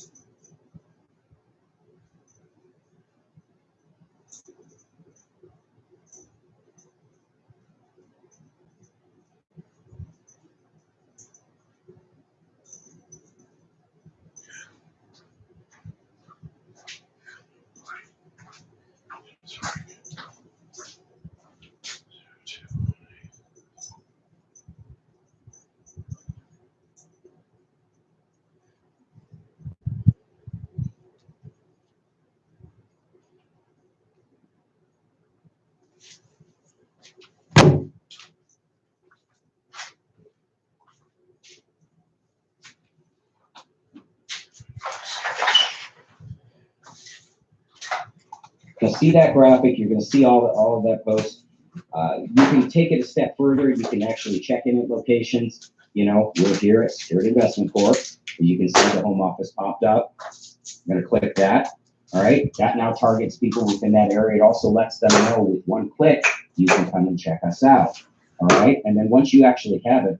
Now, something else you guys should know. The reason I'm watching this very intently, I have never personally posted anything on Facebook. That's probably why I'm logged in as you.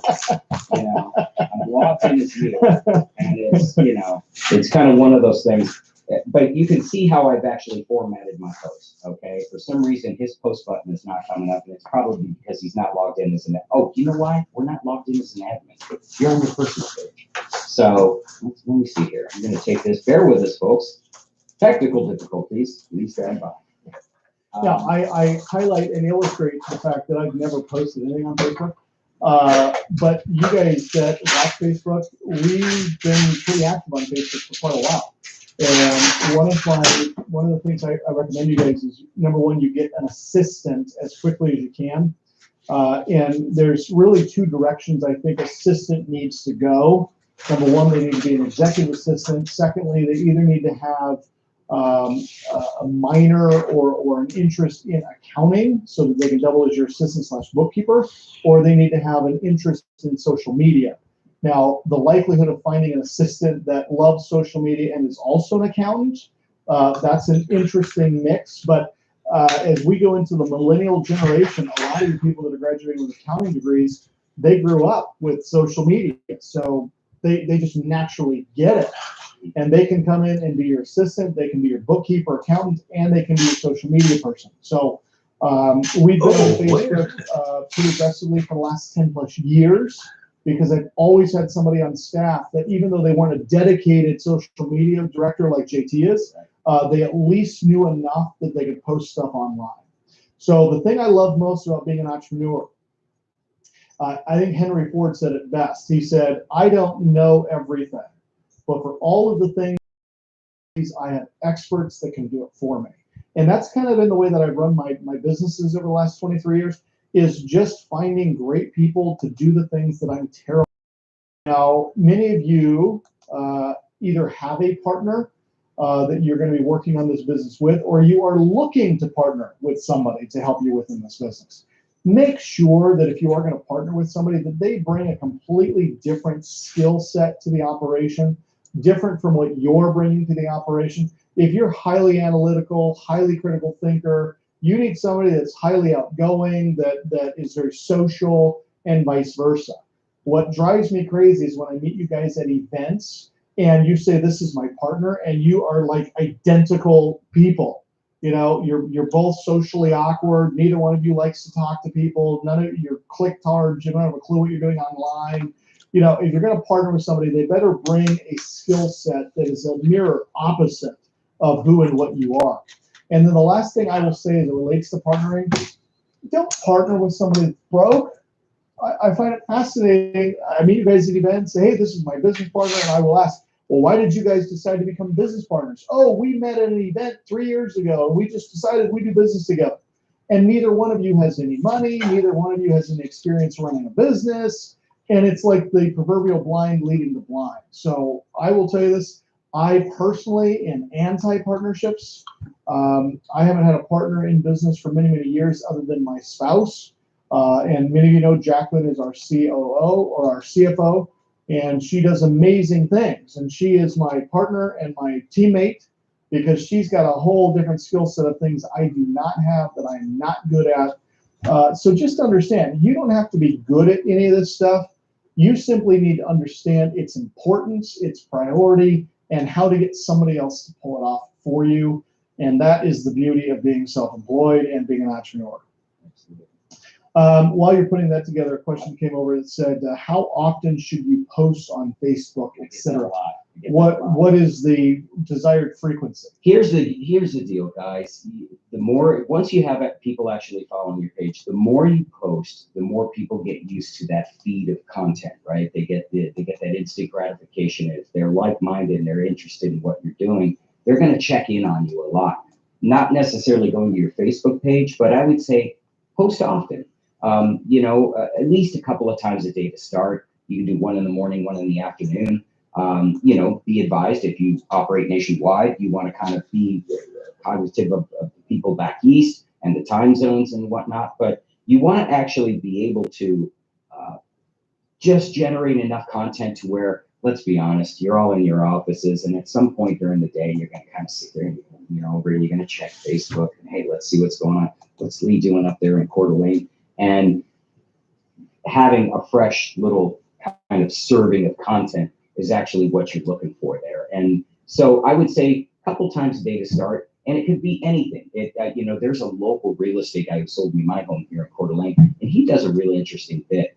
He'll post pictures of homes. He'll post pictures of himself. He'll let you know what he can can do in terms of real estate, buying or selling. But then he'll sit there and, you know, some of the events we have, the hot dog contest or something like that. And it'd be like, hey, do you enjoy your hot dogs? He reaches for the engagement by saying, hey, what's your favorite hot dog? And hey, are you going to be barbecuing in your new home this summer? Well, then call me. And he's brilliant at it.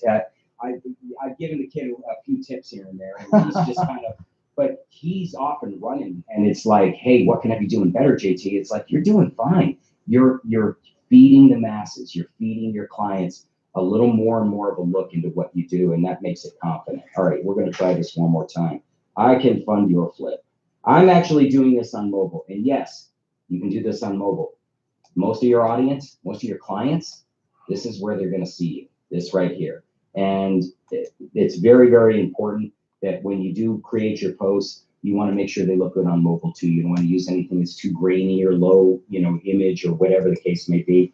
That being said, people are like, they get fussy with it. Don't get fussy with it. It's good. Just show people what you're doing and go from there. Okay. I can fund your flip. And then we had, I'm actually, just for the sake of time, going to like voice text this. Low interest, comma, Bad credit, okay. bad credit, okay, comma, fast closing, dot, dot, dot, call us or click here.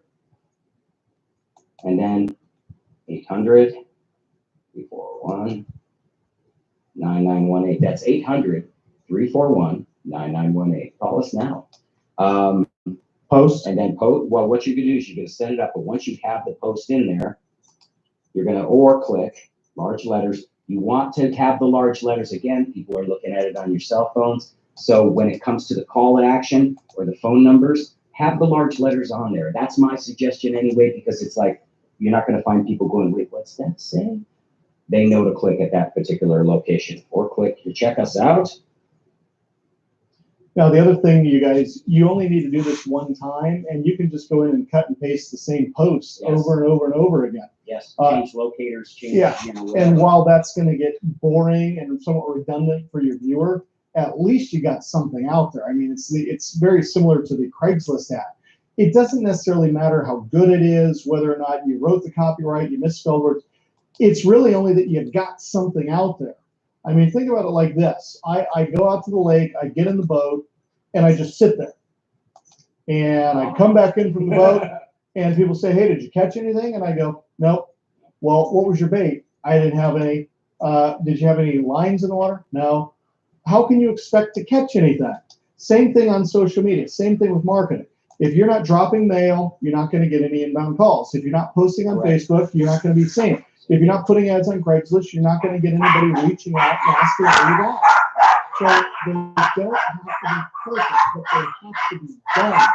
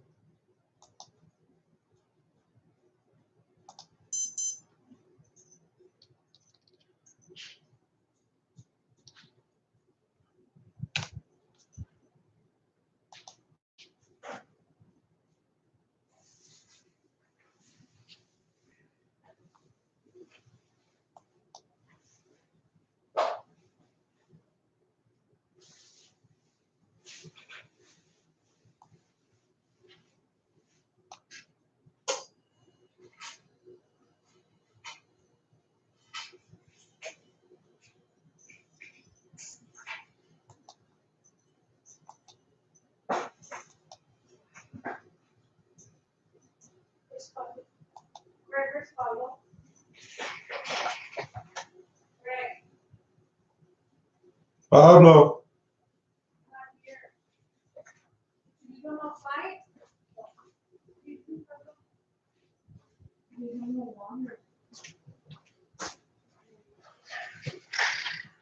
Relax it alone.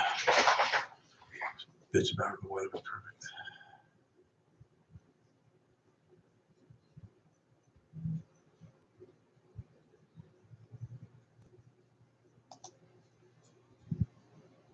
This is plums. We do the plum.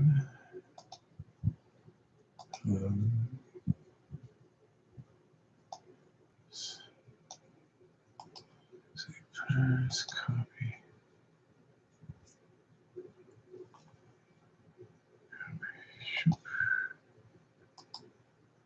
Paste.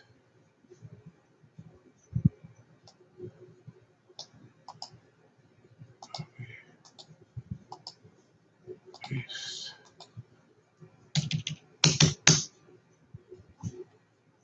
More. I don't think there was one. Let's see. Let's do this.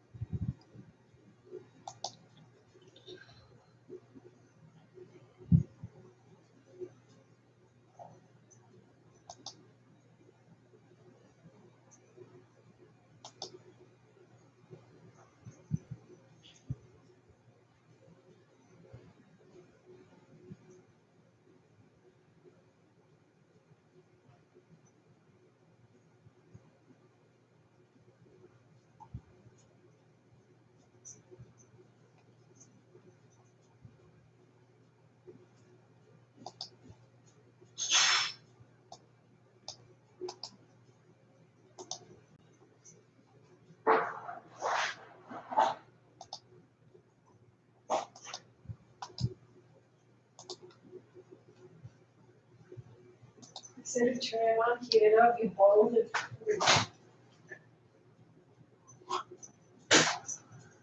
Aye, aye, aye.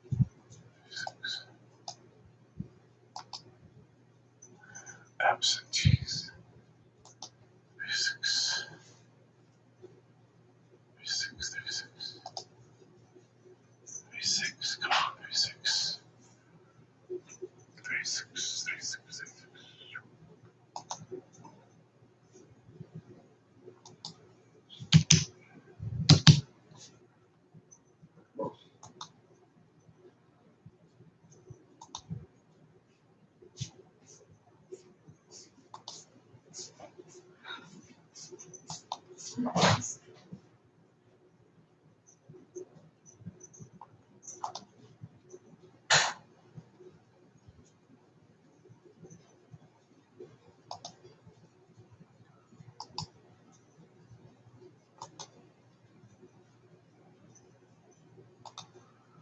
you doing, Pablo?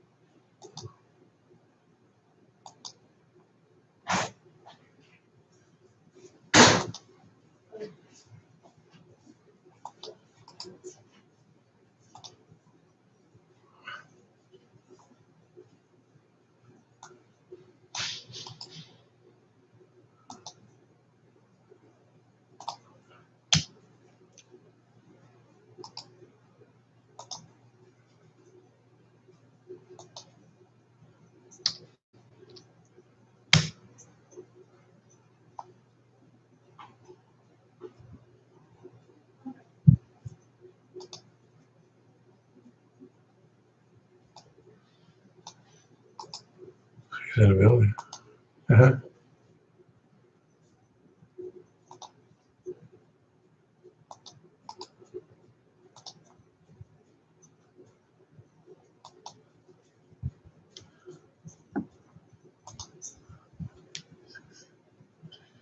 That might be.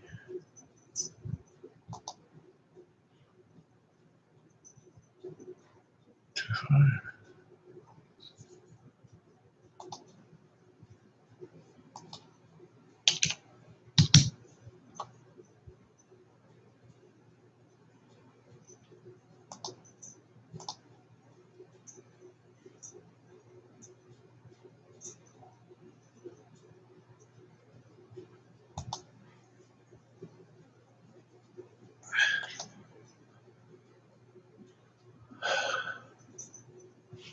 Dang, I gotta get a what's I can mail it though.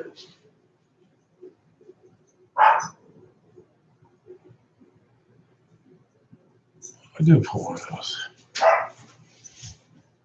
Okay, now I want to take these. I want to do it right now. Oh, to mailing list. Which one? Mm-hmm.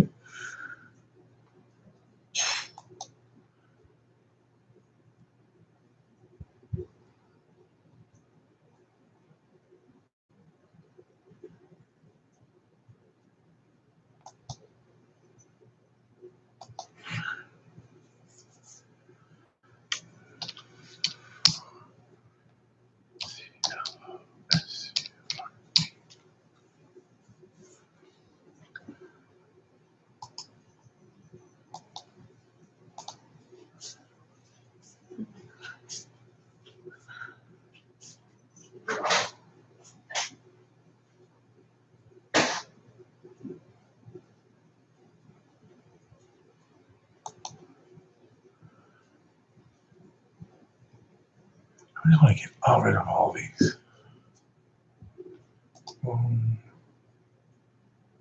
How do I delete these?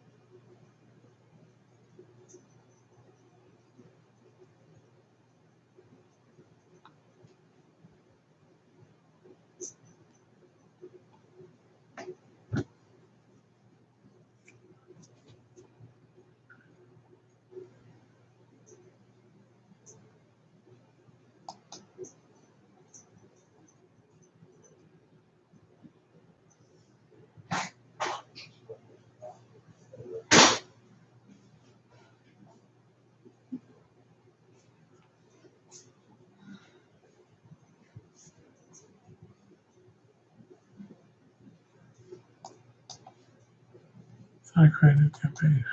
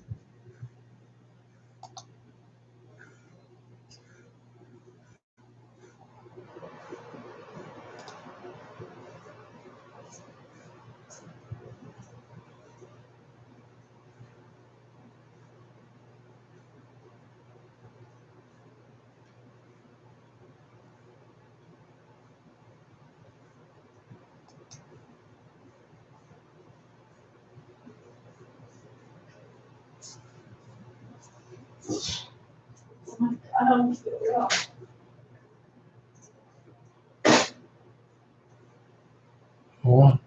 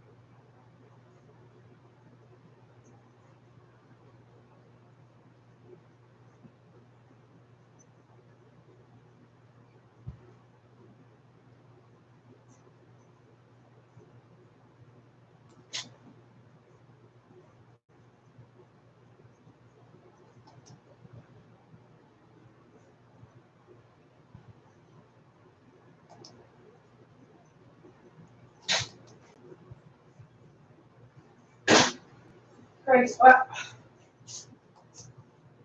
Huh. Oh, I can't take it anymore. It hurts. You're bloated. Why? Because I took that thing, huh? What thing? That thing. Oh, magnesium? Second one? You're Bloated. supposed to drink two, right? Mhm. You drank two? Yeah, you're gonna take a shit in a bit. What else you drink? I have, but You eat a little soup? but now it looks yellow. Mm-hmm. Why? Because that's all the stuff coming out now. Like it was like almost like yellow, like baby poop. Mhm. Yeah, it's gonna get worse. But why does All it night. hurt? You feel discomfort? Because what it is, actually, you're gonna see all the stuff come off your walls. That's another thing too, because you've probably been so constipated, I didn't even know it. No.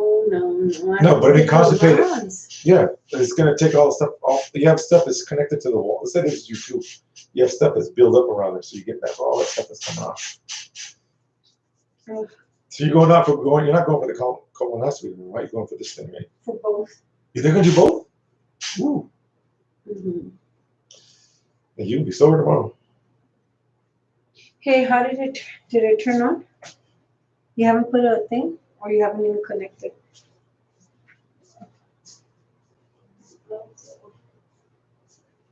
You're gonna be getting up every 2 hours. Is your stomach finally gurgling?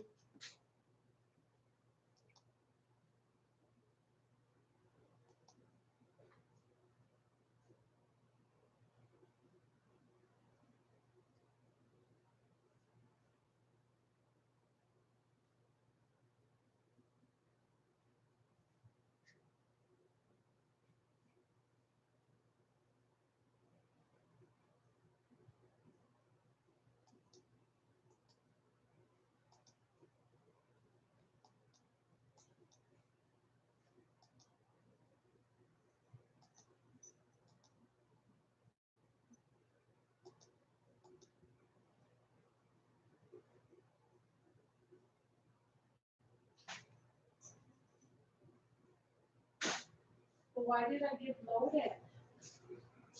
Huh? Guys are just. How much? What did you drink the last magnesium? Right now. The one on the counter? I thought you bought one at the. Well, yeah, that ugly one. You drank 3 of them then. Too great. I don't like it. Fuck you too. I feel like shit.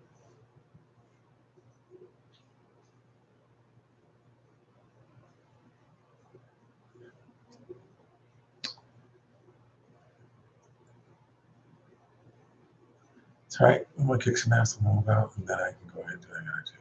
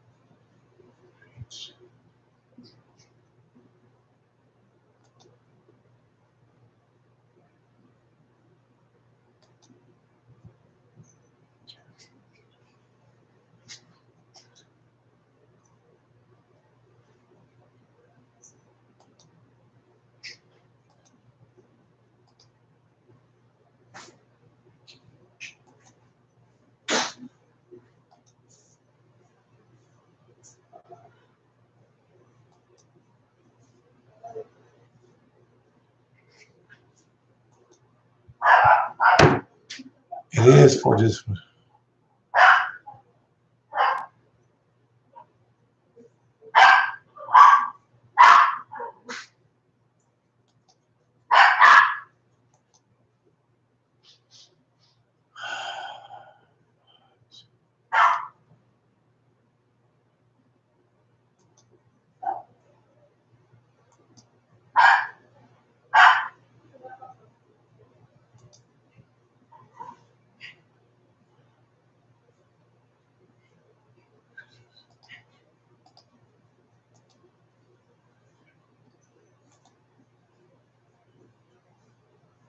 Will you check my blood pressure? So why does my head hurt, Greg?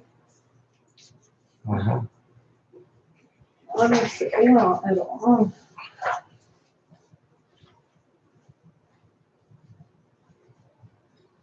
Yeah.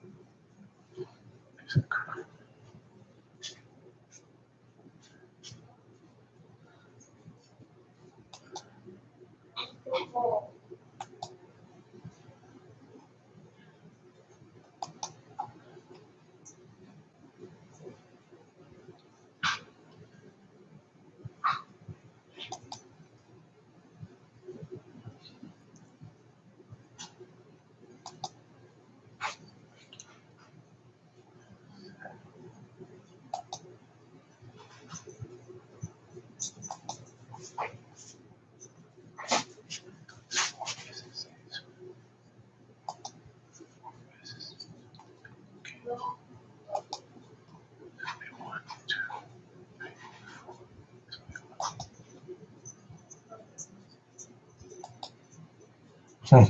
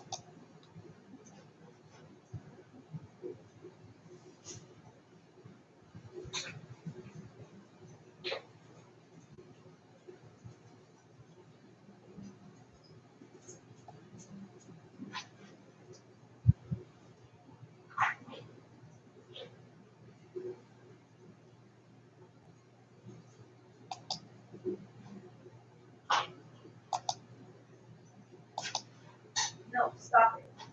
That's your brother.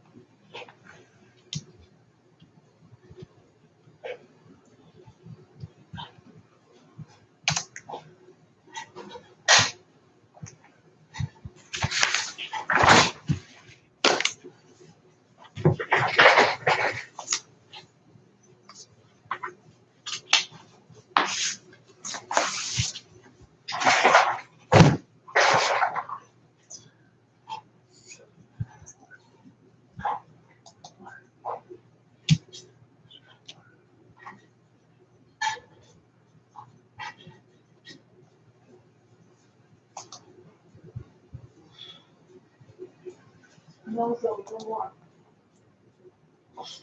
Go to your bedroom.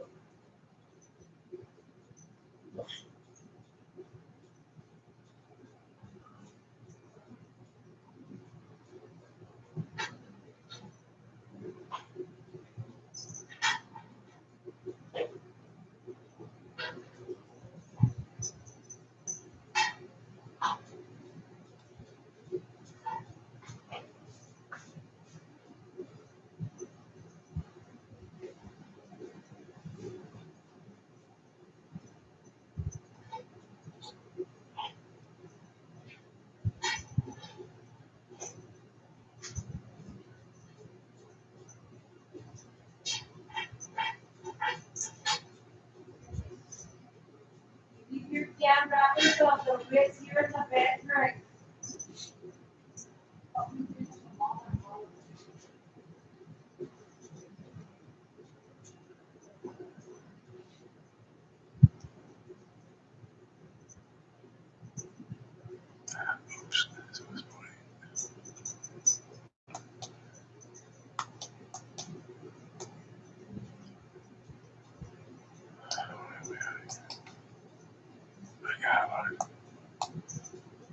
I gotta know.